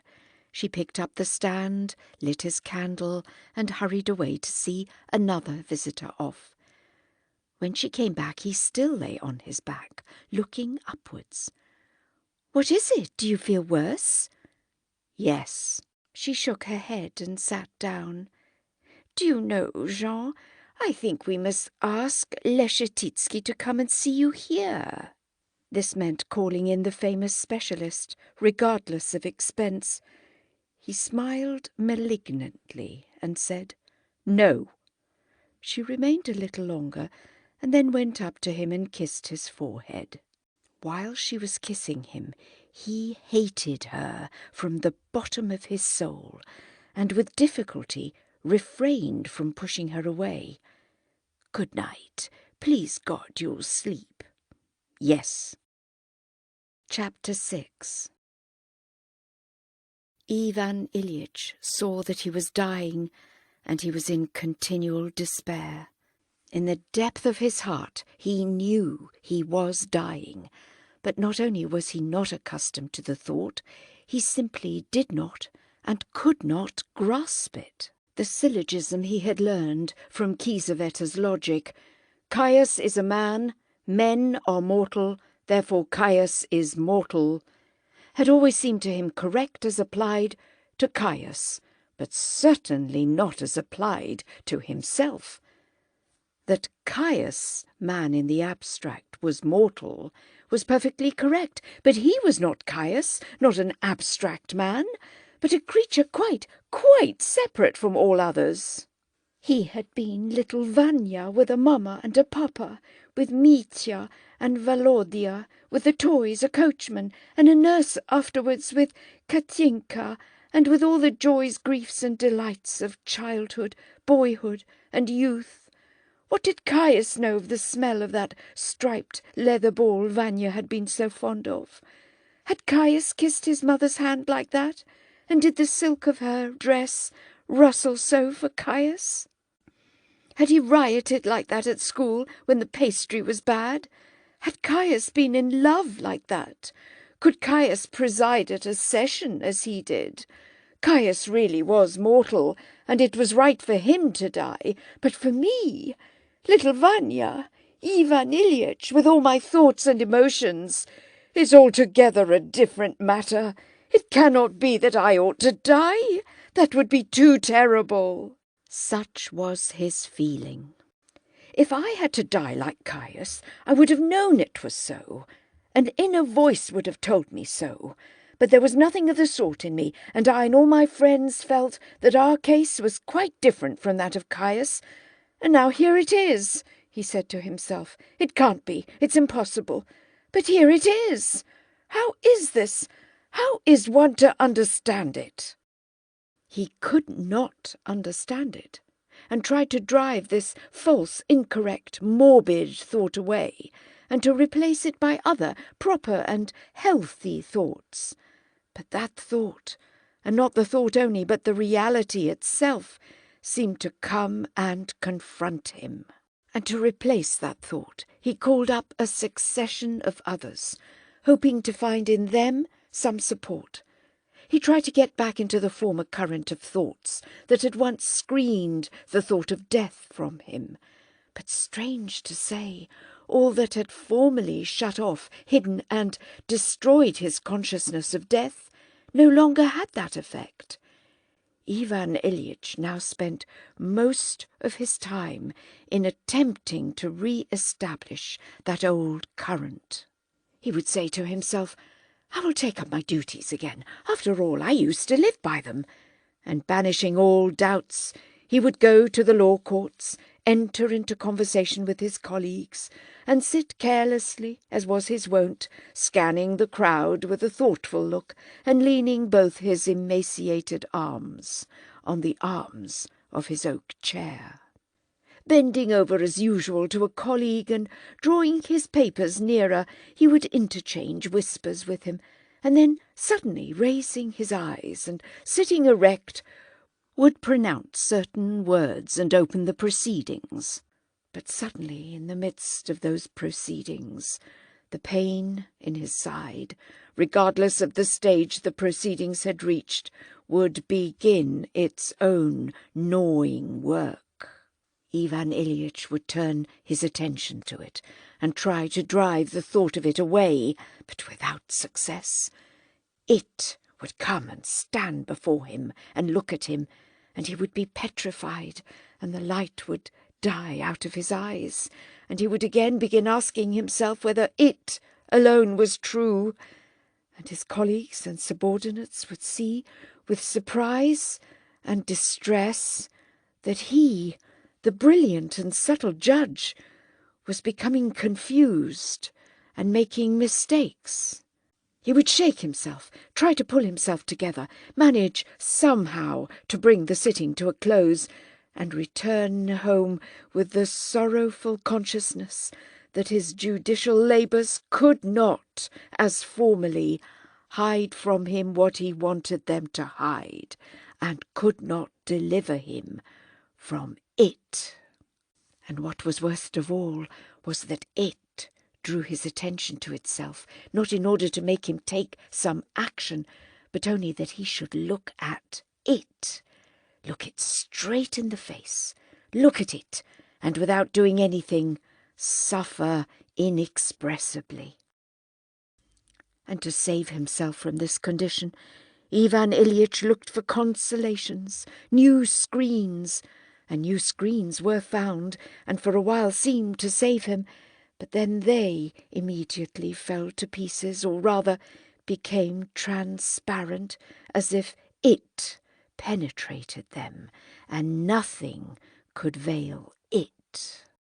In these latter days he would go into the drawing-room he had arranged, that drawing-room where he had fallen, and for the sake of which, how bitterly ridiculous it seemed, he had sacrificed his life, for he knew that his illness originated with that knock. He would enter and see that something had scratched the polished table. He would look for the cause of this and find that it was the bronze ornamentation of an album that had got bent. He would take up the expensive album which he had lovingly arranged, and feel vexed with his daughter and her friends for their untidiness, for the album was torn here and there, and some of the photographs turned upside down. He would put it carefully in order and bend the ornamentation back into position. Then it would occur to him to place all those things in another corner of the room, near the plants. He would call the footman, but his daughter or wife would come to help him. They would not agree, and his wife would contradict him, and he would argue and grow angry. But that was all right, for then he did not think about it. It was invisible. But then, when he was moving something himself, his wife would say, "Let the servants do it, you will hurt yourself again." And suddenly it would flash through the screen, and he would see it. It was just a flash, and he hoped it would disappear, but he would involuntarily pay attention to his side. It sits there as before, gnawing, just the same. And he could no longer forget it, but could distinctly see it looking at him from behind the flowers. What is it all for? It really is so. I lost my life over that curtain, as I might have done when storming a fort. Is that possible? How terrible, and how stupid! It can't be true. It can't. But it is. He would go to his study, lie down, and again be alone with it, face to face with it, and nothing could be done with it except to look at it and shudder. Chapter 7. How it happened it is impossible to say, because it came about step by step, unnoticed. But in the 3rd month of Ivan Ilyitch's illness, his wife, his daughter, his son, his acquaintances, the doctors, the servants, and above all, he himself, were aware that the whole interest he had for other people was whether he would soon vacate his place and at last release the living from the discomfort caused by his presence, and be himself released from his sufferings. He slept less and less. He was given opium and hypodermic injections of morphine, but this did not relieve him. The dull depression he experienced in a somnolent condition at first gave him a little relief, but only as something new. Afterwards it became as distressing as the pain itself, or even more so. Special foods were prepared for him by the doctor's orders, but all those foods became increasingly distasteful and disgusting to him. For his excretions also special arrangements had to be made, and this was a torment to him every time, a torment from the uncleanliness, the unseemliness, and the smell, and from knowing that another person had to take part in it. But throughout these most unpleasant affairs, Ivan Ilyich obtained some comfort. Gerasim, the butler's young assistant, always came in to carry the things out. Gerasim was a clean, fresh peasant lad, grown stout on town food, and always cheerful and bright. At first the sight of him in his clean Russian peasant costume, engaged in that disgusting task, embarrassed Ivan Ilyich. Once, when he got up from the commode, too weak to draw up his trousers, he dropped into a soft armchair and looked with horror at his bare, enfeebled thighs, with the muscles so sharply marked on them.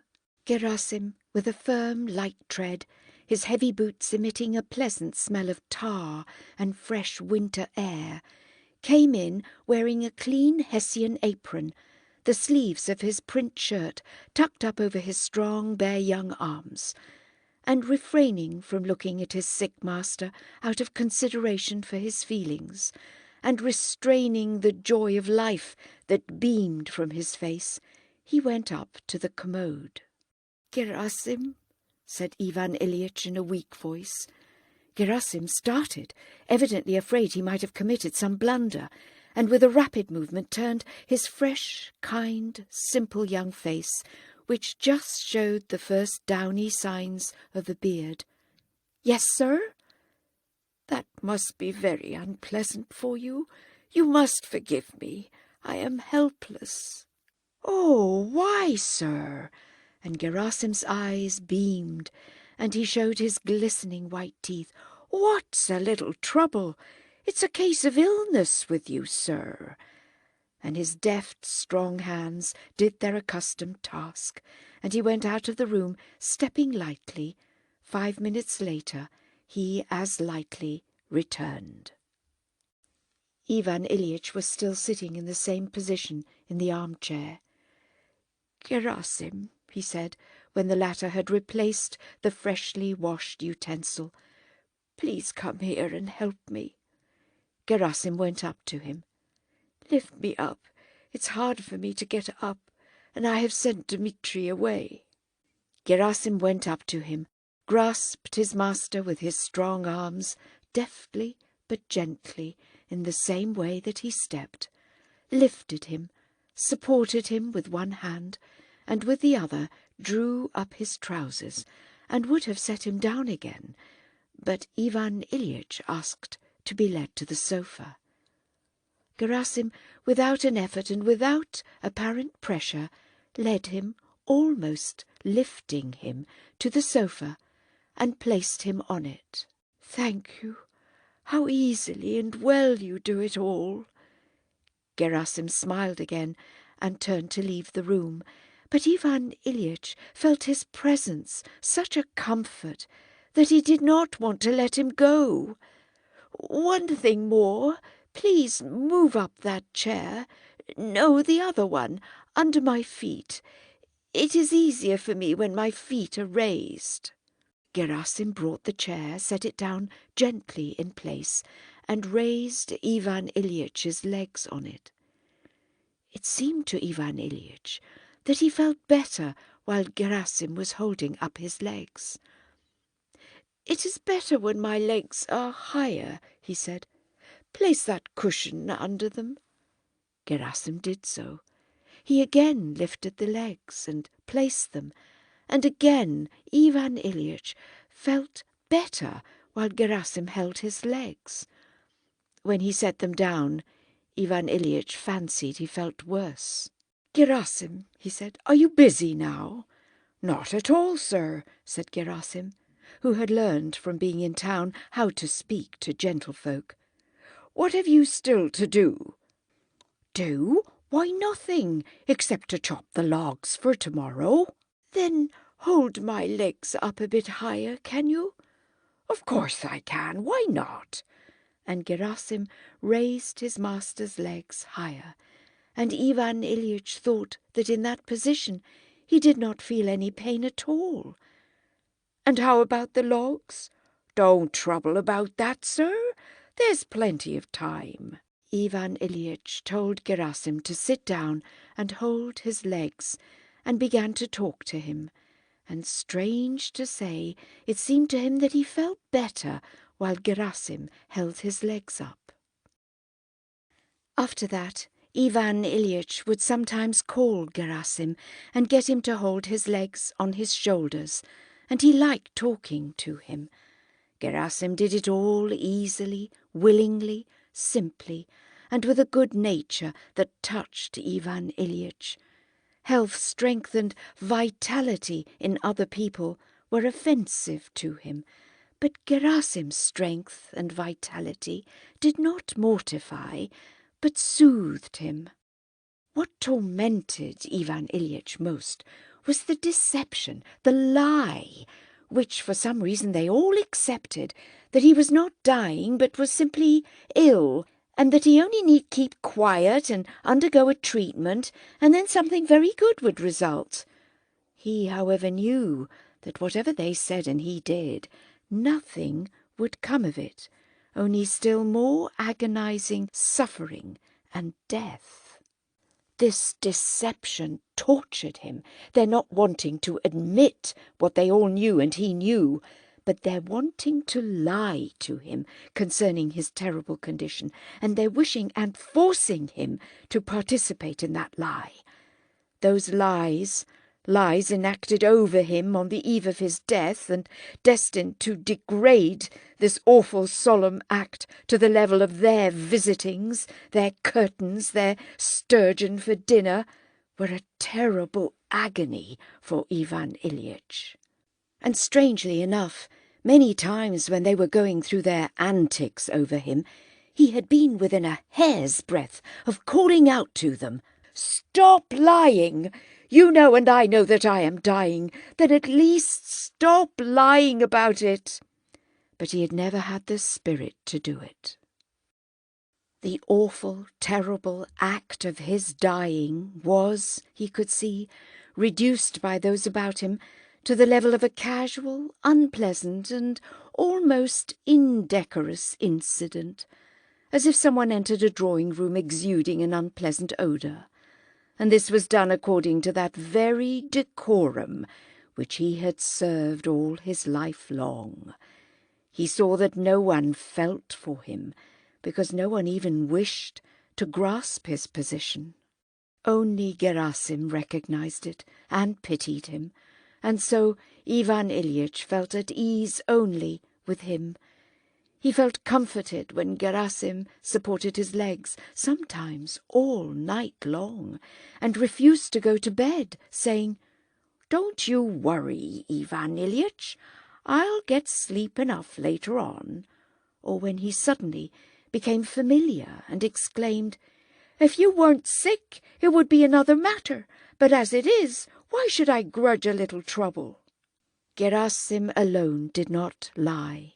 Everything showed that he alone understood the facts of the case and did not consider it necessary to disguise them, but simply felt sorry for his emaciated and enfeebled master.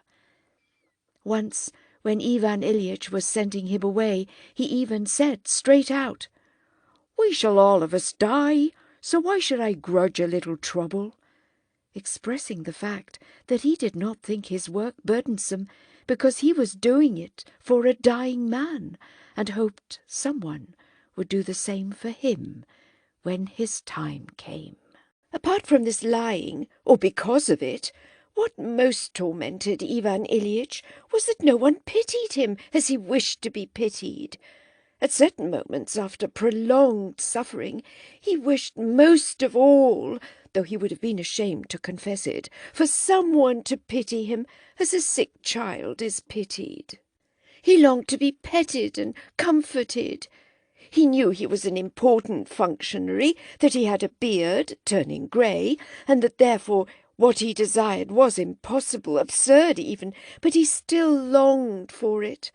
And in Gerasim's attitude towards him there was something akin to what he yearned for, and so that attitude comforted him. Ivan Ilyich wanted to weep, wanted to be petted and cried over, and then his colleague Shebek would come, and instead of weeping and being petted, Ivan Ilyich would assume a serious, severe, and profound air, and by force of habit would express his opinion on a decision of the Court of Cassation, and would stubbornly insist on that view. This falsity around him and within him did more than anything else to poison his last days. Chapter 8. It was morning. He knew it was morning because Gerasim had gone, and Peter the footman had come and put out the candles, drawn back one of the curtains, and begun quietly to tidy up. Whether it was morning or evening, Friday or Sunday, made no difference. It was all just the same. The gnawing, unmitigated, agonizing pain, never ceasing for an instant. The consciousness of life inexorably waning, but not yet extinguished. The approach of that ever-dreaded and hateful death, which was the only reality and always the same falsity. What were days, weeks, hours in such a case? "Will you have some tea, sir?" He wants things to be regular, and wishes the gentlefolk to drink tea in the morning, thought Ivan Ilyich, and only said, "No." "Wouldn't you like to move onto the sofa, sir?" He wants to tidy up the room, and I'm in the way. I am uncleanliness and disorder, he thought, and only said, "No, leave me alone." The man went on bustling about. Ivan Ilyich stretched out his hand. Peter came up, ready to help. "What is it, sir?" "My watch." Peter took the watch, which was close at hand, and gave it to his master. 8:30, are they up?" "No, sir, except Vladimir Ivanovitch, the son, who has just gone to school. Praskovya Fyodorovna ordered me to wake her if you asked for her. Shall I do so?" "No, there is no need to." Perhaps it's better to have some tea, he thought, and added aloud, "Yes, bring me some tea." Peter went to the door, but Ivan Ilyich dreaded being left alone. "How can I keep him here? Oh, yes, my medicine. Peter, give me my medicine." "Why not? Perhaps it may still do some good." He took a spoonful and swallowed it. "No, it won't help. It's all tomfoolery, all deception," he decided, as soon as he became aware of the familiar, sickly, hopeless taste. "No, I can't believe in it any longer. But the pain! Why this pain? If it would only cease just for a moment." And he moaned. Peter turned towards him. "It's all right. Go and fetch me some tea." Peter went out. Left alone, Ivan Ilyich groaned, not so much with pain, terrible though it was, as from mental anguish. always and forever the same, always these endless days and nights.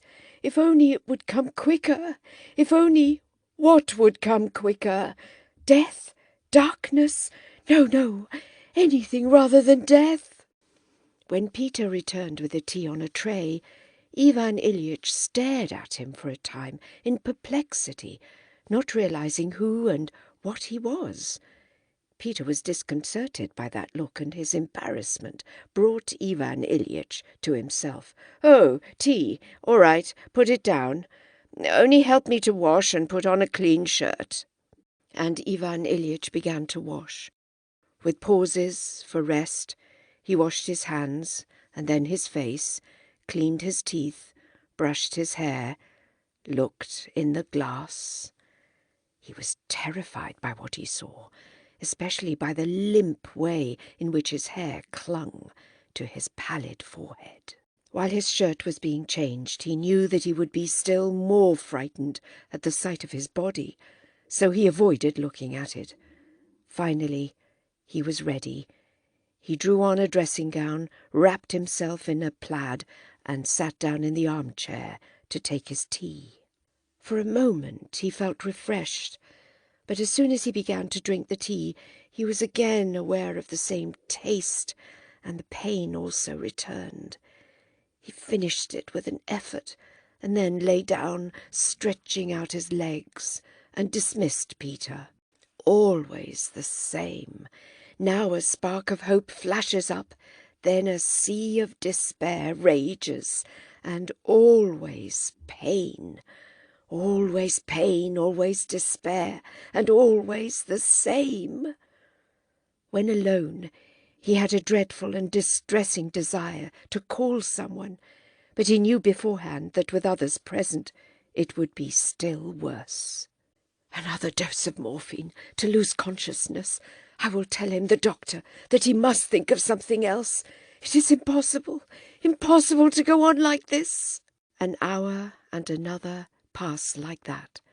But now there is a ring at the doorbell. Perhaps it's the doctor. It is.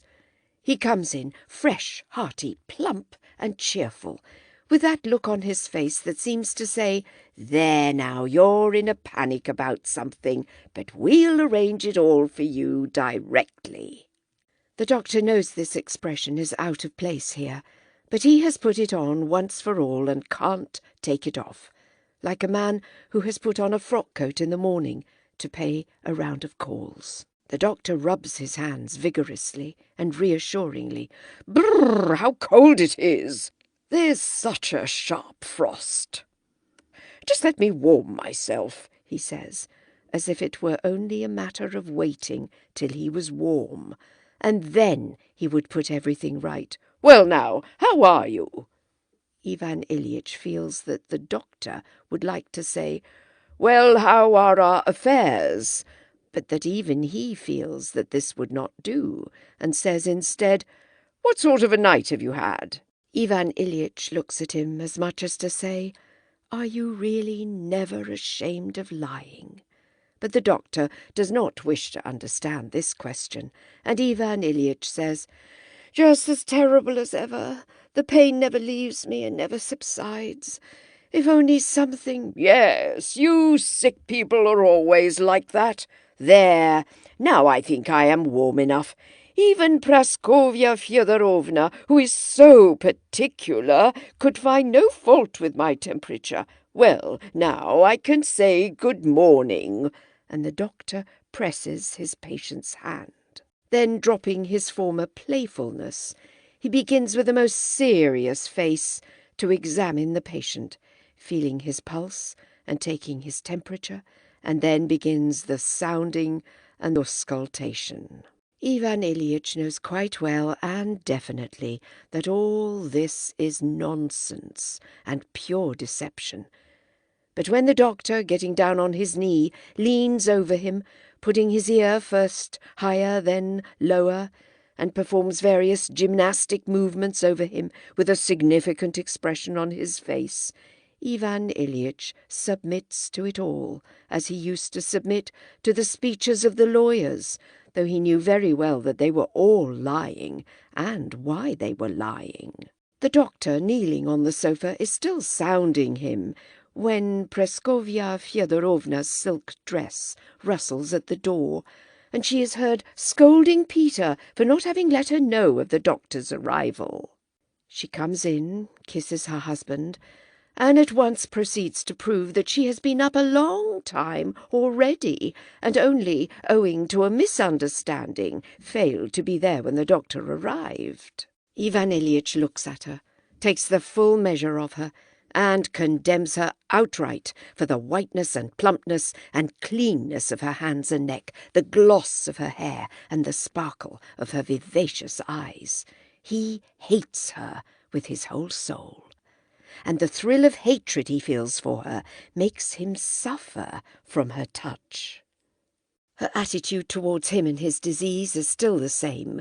Just as the doctor had adopted a certain relation to his patient which he could not abandon, so had she formed one towards him, that he was not doing something he ought to do, and was himself to blame, and that she reproached him lovingly for this, and she could not now change that attitude.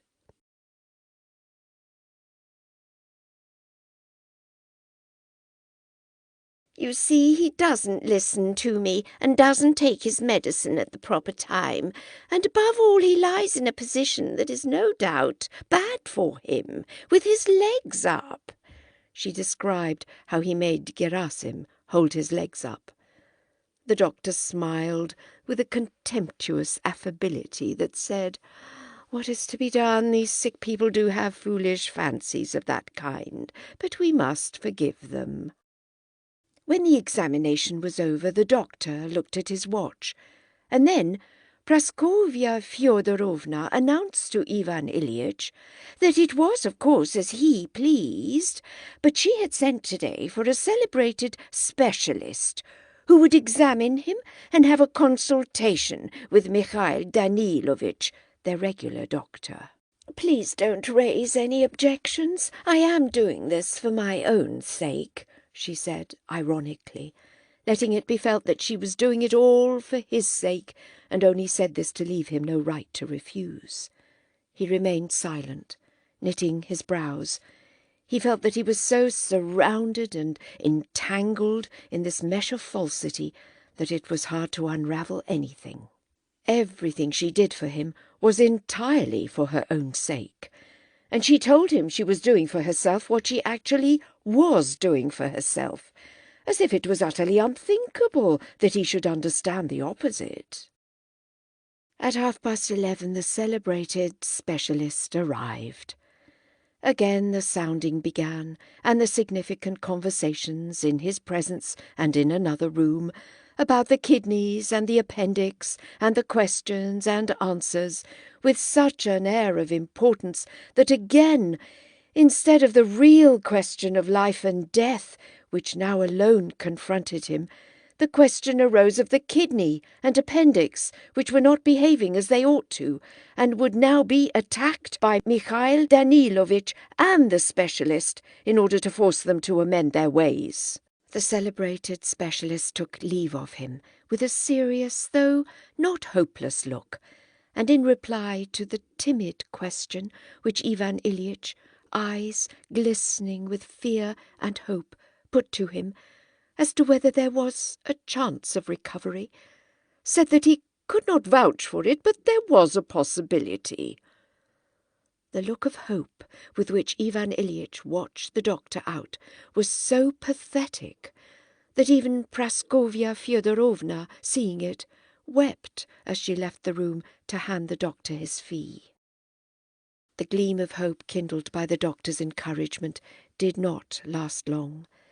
The same room, the same pictures, curtains, wallpaper, medicine bottles were all there, and the same aching, suffering body, and Ivan Ilyich began to moan. They gave him a subcutaneous injection, and he sank into oblivion. It was twilight when he came to. They brought him his dinner, and he swallowed some beef tea with difficulty, and then everything was the same again, and night was coming on. After dinner at 7 o'clock, Praskovya Fyodorovna came into the room in evening dress, her full bosom pushed up by her corset, and with traces of powder on her face. She had reminded him in the morning that they were going to the theatre. Sarah Bernhardt was visiting the town, and they had a box, which he had insisted on their taking. Now he had forgotten about it, and her toilet offended him, but he concealed his vexation when he remembered that he had himself insisted on their securing a box and going, because it would be an instructive and aesthetic pleasure for the children. Praskovya Fyodorovna came in, self-satisfied, but yet with a rather guilty air. She sat down and asked how he was, but, as he saw, only for the sake of asking, and not in order to learn about it, knowing that there was nothing to learn, and then went on to what she really wanted to say. That she would not on any account have gone, but that the box had been taken, and Helen and their daughter were going, as well as Petrishev, the examining magistrate, their daughter's fiancé, and that it was out of the question to let them go alone, but that she would have much preferred to sit with him for a while, and he must be sure to follow the doctor's orders while she was away. Oh, and Fyodor Pyotrovitch, the fiancé, would like to come in, may he? And Lisa? All right. Their daughter came in full evening dress, her fresh young flesh exposed, making a show of that very flesh which in his own case caused so much suffering. Strong, healthy, evidently in love, and impatient with illness, suffering, and death, because they interfered with her happiness. Fyodor Petrovitch came in too in evening dress, his hair curled à la capoule, a tight stiff collar round his long, sinewy neck, an enormous white shirt front, and narrow black trousers tightly stretched over his strong thighs. He had one white glove tightly drawn on, and was holding his opera hat in his hand. Following him, the schoolboy crept in, unnoticed, in a new uniform, poor little fellow, and wearing gloves. Terribly dark shadows showed under his eyes, the meaning of which Ivan Ilyich knew well. His son had always seemed pathetic to him, and now it was dreadful to see the boy's frightened look of pity. It seemed to Ivan Ilyich that Vasya was the only one besides Gerasim who understood and pitied him. They all sat down again and asked how he was. A silence followed. Lisa asked her mother about the opera glasses, and there was an altercation between mother and daughter as to who had taken them and where they had been put. This occasioned some unpleasantness. Fyodor Petrovitch inquired of Ivan Ilyich whether he had ever seen Sarah Bernhardt. Ivan Ilyich did not at first catch the question, but then replied, "No. Have you seen her before?" "Yes, in Ariane le Couvreur." Praskovya Fyodorovna mentioned some roles in which Sarah Bernhardt was particularly good. Her daughter disagreed. Conversation sprang up as to the elegance and realism of her acting, the sort of conversation that is always repeated and is always the same. In the midst of the conversation, Fyodor Petrovitch glanced at Ivan Ilyich and became silent. The others also looked at him and grew silent. Ivan Ilyich was staring with glittering eyes straight before him, evidently indignant with them. This had to be rectified, but it was impossible to do so. The silence had to be broken, but for a time no one dared to break it, and they all became afraid that the conventional deception would suddenly become obvious and the truth become plain to all. Lisa was the first to pluck up courage and break that silence, but by trying to hide what everybody was feeling, she betrayed it. "Well, if we are going, it's time to start," she said, looking at her watch, a present from her father, and with a faint and significant smile at Fyodor Petrovitch, relating to something known only to them. She got up with a rustle of her dress. They all rose, said good night, and went away. When they had gone, it seemed to Ivan Ilyich that he felt better. The falsity had gone with them, but the pain remained, that same pain and that same fear that made everything monotonously alike, nothing harder and nothing easier. Everything was worse. Again minute followed minute, and hour followed hour. Everything remained the same, and there was no cessation, and the inevitable end of it all became more and more terrible. "Yes, send Gerasim here," he replied to a question Peter asked. Chapter 9. His wife returned late at night. She came in on tiptoe, but he heard her, opened his eyes, and made haste to close them again. She wished to send Gerasim away and to sit with him herself, but he opened his eyes and said, "No, go away." "Are you in great pain?" "Always the same." "Take some opium." He agreed and took some. She went away. Till about 3 in the morning he was in a state of stupefied misery. It seemed to him that he and his pain were being thrust into a narrow, deep, black sack. But though they were pushed further and further in, they could not be pushed to the bottom, and this, terrible enough in itself, was accompanied by suffering. He was frightened, yet wanted to fall through the sack. He struggled, but yet cooperated. And suddenly he broke through, fell, and regained consciousness. Gerasim was sitting at the foot of the bed, dozing quietly and patiently, while he himself lay with his emaciated, stockinged legs resting on Gerasim's shoulders. The same shaded candle was there, and the same unceasing pain. "Go away, Gerasim," he whispered. "It's all right, sir. I'll stay a while." "No, go away." He removed his legs from Gerasim's shoulders, turned sideways onto his arm, and felt sorry for himself. He only waited till Gerasim had gone into the next room, and then restrained himself no longer, but wept like a child. He wept on account of his helplessness, his terrible loneliness, the cruelty of man, the cruelty of God, and the absence of God. "Why hast thou done all this? Why hast thou brought me here? Why dost thou torment me so terribly?" He did not expect an answer, and yet wept because there was no answer and could be none.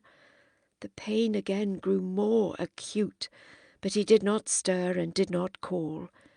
He said to himself, "Go on, strike me, but what is it for? What have I done to thee? What is it for?"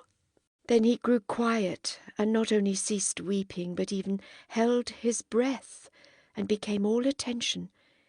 It was as though he were listening, not to an audible voice, but to the voice of his soul, to the current of thoughts rising within him. "What is it you want?" was the first clear conception, capable of expression in words, that he heard. "What do you want? What do you want?" he repeated to himself. "What do I want? To live, and not to suffer," he answered. And again he listened with such concentrated attention that even his pain did not distract him. "To live? How?" asked his inner voice. "Why, to live as I used to, well and pleasantly." "As you lived before, well and pleasantly," the voice repeated.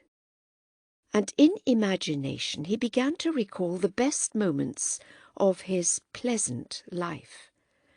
But strange to say, none of those best moments of his pleasant life now seemed at all what they had then seemed, none of them, except the first recollections of childhood. There, in childhood, there had been something really pleasant with which it would be possible to live if it could return. But the child who had experienced that happiness existed no longer. It was like a reminiscence of somebody else. As soon as the period began which had produced the present Ivan Ilyich, all that had then seemed joys now melted before his sight and turned into something trivial and often nasty. And the further he departed from childhood and the nearer he came to the present, the more worthless and doubtful were the joys. This began with the school of law. A little that was really good was still found there. There was light-heartedness, friendship, and hope. But in the upper classes there had already been fewer of such good moments. Then, during the first years of his official career, when he was in the service of the governor, some pleasant moments again occurred. They were the memories of love for a woman. Then all became confused, and there was still less of what was good. Later on again, there was still less that was good, and the further he went, the less there was. His marriage, a mere accident. Then the disenchantment that followed it, his wife's bad breath, and the sensuality and hypocrisy. Then that deadly official life, and those preoccupations about money, a year of it, and 2, and 10, and 20, and always the same thing, and the longer it lasted, the more deadly it became. It is as if I had been going downhill while I imagined I was going up, and that is really what it was. I was going up in public opinion, but to the same extent life was ebbing away from me, and now it is all done, and there is only death. Then what does it mean? Why? It can't be that life is so senseless and horrible.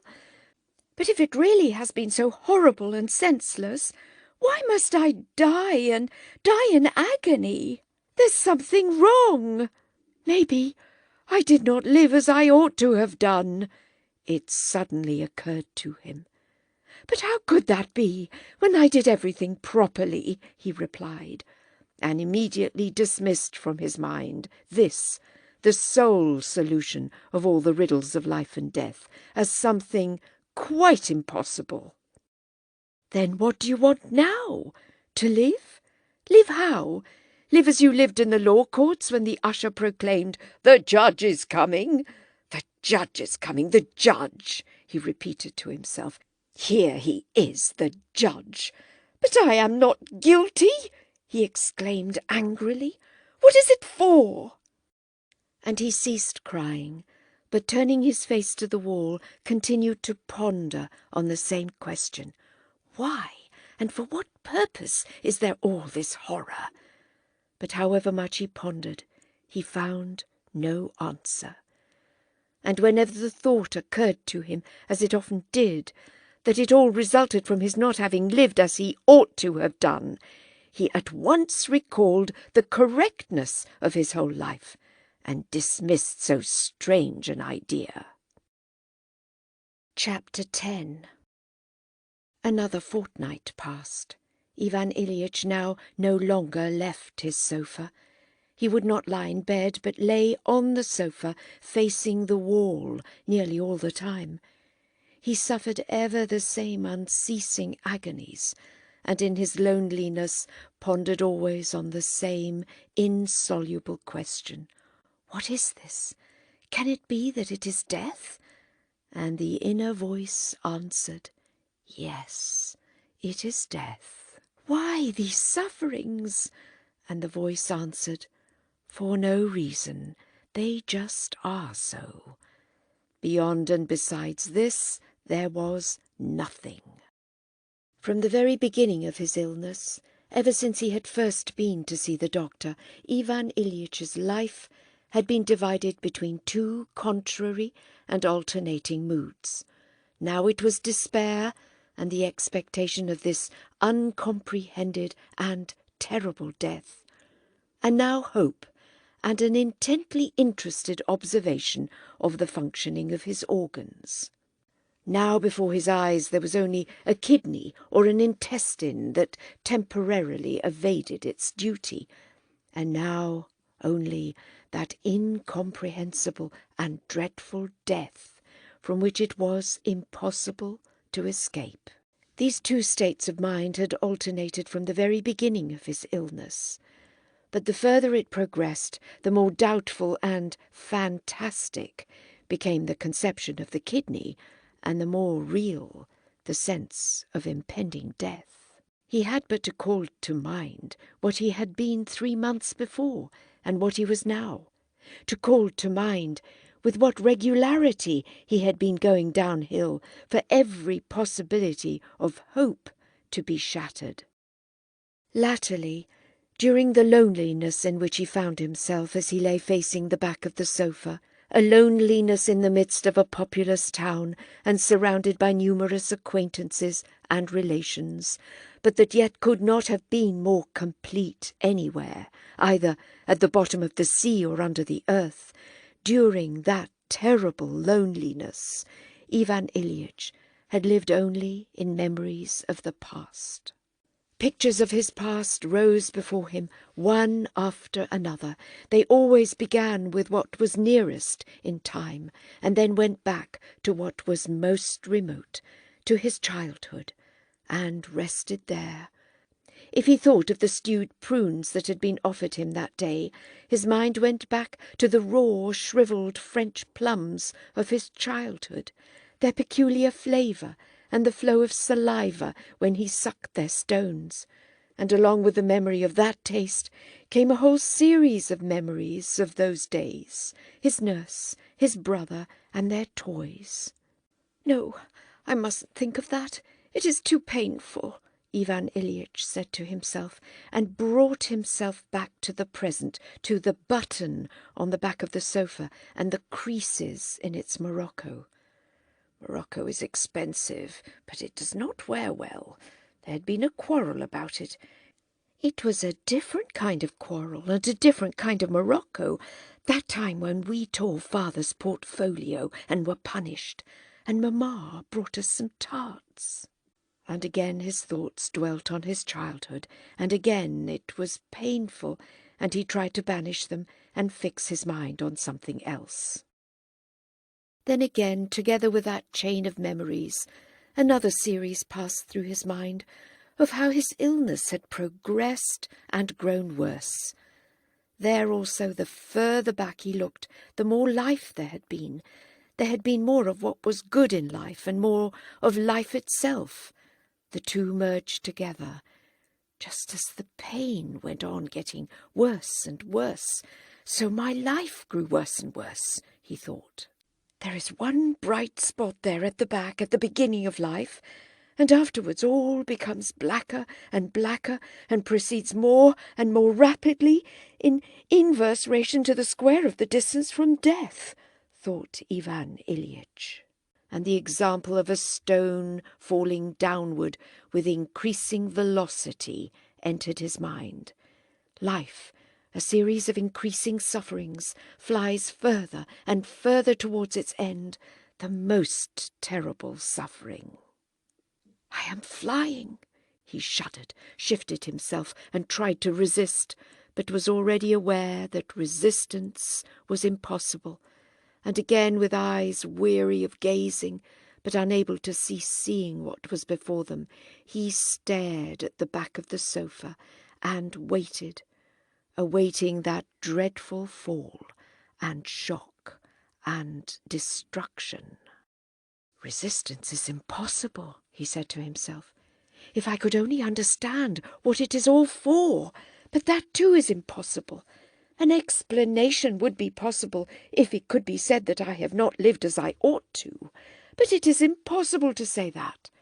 And he remembered all the legality, correctitude, and propriety of his life. That, at any rate, can certainly not be admitted, he thought, and his lips smiled ironically, as if someone could see that smile and be taken in by it. There is no explanation. Agony, death, what for? Chapter 11. Another 2 weeks went by in this way, and during that fortnight an event occurred that Ivan Ilyich and his wife had desired. Pietryshev formally proposed. It happened in the evening. The next day Praskovya Fyodorovna came into her husband's room, considering how best to inform him of it. But that very night there had been a fresh change for the worse in his condition. She found him still lying on the sofa, but in a different position. He lay on his back, groaning and staring fixedly straight in front of him. She began to remind him of his medicines, but he turned his eyes towards her with such a look that she did not finish what she was saying. So great an animosity, to her in particular, did that look express. "For Christ's sake, let me die in peace," he said. She would have gone away, but just then their daughter came in and went up to say good morning. He looked at her as he had done at his wife, and in reply to her inquiry about his health, said dryly that he would soon free them all of himself. They were both silent, and after sitting with him for a while, went away. "Is it our fault?" Lisa said to her mother. "It's as if we were to blame. I am sorry for Papa, but why should we be tortured?" The doctor came at his usual time. Ivan Ilyich answered yes and no, never taking his angry eyes from him, and at last said, "You know you can do nothing for me, so leave me alone." "We can ease your sufferings." "You can't even do that. Let me be." The doctor went into the drawing-room and told Praskovya Fyodorovna that the case was very serious, and that the only resource left was opium to allay her husband's sufferings, which must be terrible. It was true, as the doctor said, that Ivan Ilyitch's physical sufferings were terrible, but worse than the physical sufferings were his mental sufferings, which were his chief torture. His mental sufferings were due to the fact that that night, as he looked at Gerasim's sleepy, good-natured face, with its prominent cheekbones, the question suddenly occurred to him: what if my whole life has been wrong? It occurred to him that what had appeared perfectly impossible before, namely, that he had not spent his life as he should have done, might, after all, be true. It occurred to him that his scarcely perceptible attempts to struggle against what was considered good by the most highly placed people, those scarcely noticeable impulses which he had immediately suppressed, might have been the real thing, and all the rest false. And his professional duties, and the whole arrangement of his life and of his family, and all his social and official interests, might all have been false. He tried to defend all those things to himself, and suddenly felt the weakness of what he was defending. There was nothing to defend. "But if that is so," he said to himself, "and I am leaving this life with the consciousness that I have lost all that was given me, and it is impossible to rectify it, what then?" He lay on his back and began to pass his life in review in quite a new way. In the morning, when he saw first his footman, then his wife, then his daughter, and then the doctor, their every word and movement confirmed to him the awful truth that had been revealed to him during the night. In them he saw himself, all that for which he had lived, and saw clearly that it was not real at all, but a terrible and huge deception which had hidden both life and death. This consciousness intensified his physical suffering tenfold. He groaned and tossed about, and pulled at his clothing, which choked and stifled him, and he hated them on that account. He was given a large dose of opium and became unconscious, but at noon his sufferings began again. He drove everybody away and tossed from side to side. His wife came to him and said, "Jean, my dear, do this for me. It can't do any harm and often helps. Healthy people often do it." He opened his eyes wide. "What? Take communion? Why? It's unnecessary. However—" She began to cry. "Yes, do, my dear. I'll send for our priest. He's such a nice man." "All right. Very well," he muttered. When the priest came and heard his confession, Ivan Ilyich was softened and seemed to feel a relief from his doubts and consequently from his sufferings, and for a moment there came a ray of hope. He again began to think of the vermiform appendix and the possibility of correcting it. He received the sacrament with tears in his eyes. When they laid him down again afterwards, he felt a moment's ease, and the hope that he might live awoke in him again. He began to think of the operation that had been suggested to him. "To live! I want to live," he said to himself. His wife came in to congratulate him after his communion, and when uttering the usual conventional words, she added, "You feel better, don't you?" Without looking at her, he said, "Yes." Her dress, her figure, the expression on her face, the tone of her voice, all revealed the same thing. This is wrong. It is not as it should be. All you have lived for and still live for is falsehood and deception, hiding life and death from you.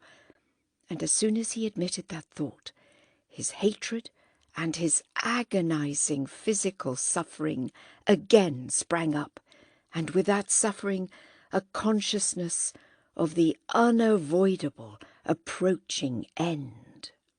And to this was added a new sensation of grinding, shooting pain and a feeling of suffocation. The expression of his face when he uttered that "yes" was dreadful. Having uttered it, he looked her straight in the eyes, turned on his face with a rapidity extraordinary in his weak state, and shouted, "Go away! Go away and leave me alone!" Chapter 12. From that moment the screaming began that continued for 3 days, and was so terrible that one could not hear it through 2 closed doors without horror.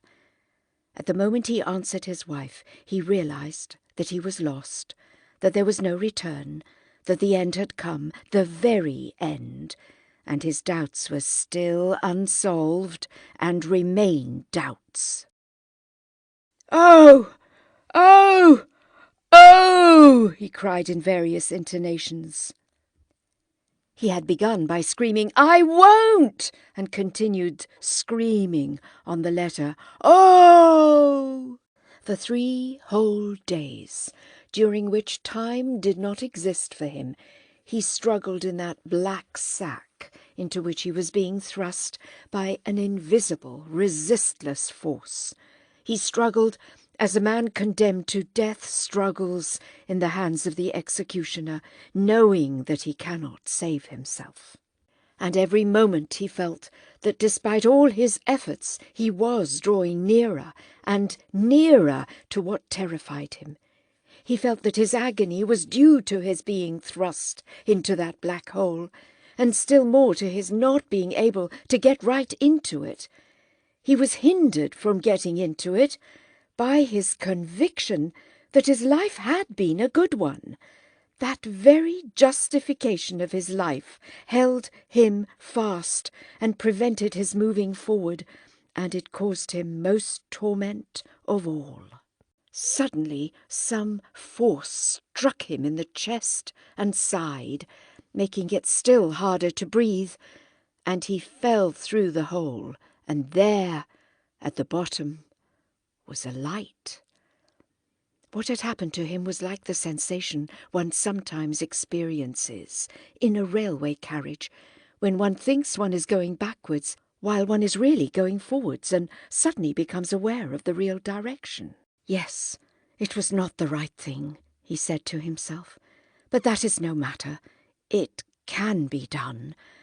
But what is the right thing? He asked himself, and suddenly grew quiet. This occurred at the end of the 3rd day, 2 hours before his death. Just then his schoolboy son had crept softly in and gone up to the bedside. The dying man was still screaming desperately and waving his arms. His hand fell on the boy's head, and the boy caught it, pressed it to his lips, and began to cry. At that very moment Ivan Ilyich fell through and caught sight of the light, and it was revealed to him that though his life had not been what it should have been, this could still be rectified. He asked himself, what is the right thing? And grew still, listening. Then he felt that someone was kissing his hand. He opened his eyes, looked at his son, and felt sorry for him. His wife came up to him and he glanced at her. She was gazing at him, open-mouthed, with undried tears on her nose and cheek, and a despairing look on her face. He felt sorry for her too. Yes, I am making them wretched, he thought. They are sorry, but it will be better for them when I die. He wished to say this, but had not the strength to utter it. Besides, why speak? I must act, he thought. With a look at his wife, he indicated his son and said, "Take him away. Sorry for him. Sorry for you too." He tried to add, "Forgive me," but said, "Forgo," and waved his hand, knowing that he, whose understanding mattered, would understand. And suddenly it grew clear to him that what had been oppressing him and would not leave him was all dropping away at once, from 2 sides, from 10 sides, and from all sides. He was sorry for them. He must act so as not to hurt them, release them and free himself from these sufferings. How good and how simple, he thought. And the pain, he asked himself, what has become of it? Where are you, pain? He turned his attention to it. Yes, here it is. Well, what of it? Let the pain be. And death, where is it? He sought his former accustomed fear of death, and did not find it. Where is it? What death? There was no fear, because there was no death. In place of death there was light. "So that's what it is!" he suddenly exclaimed aloud. "What joy!" To him all this happened in a single instant, and the meaning of that instant did not change. For those present his agony continued for another 2 hours. Something rattled in his throat, his emaciated body twitched, then the gasping and rattle became less and less frequent. "It is finished," someone near him said. He heard these words and repeated them in his soul. "Death is finished," he said to himself. "It is no more." He drew in a breath, stopped in the midst of a sigh, stretched out, and died. The end. If you liked the video, put a like, subscribe to the channel and click on the bell to not miss our new videos.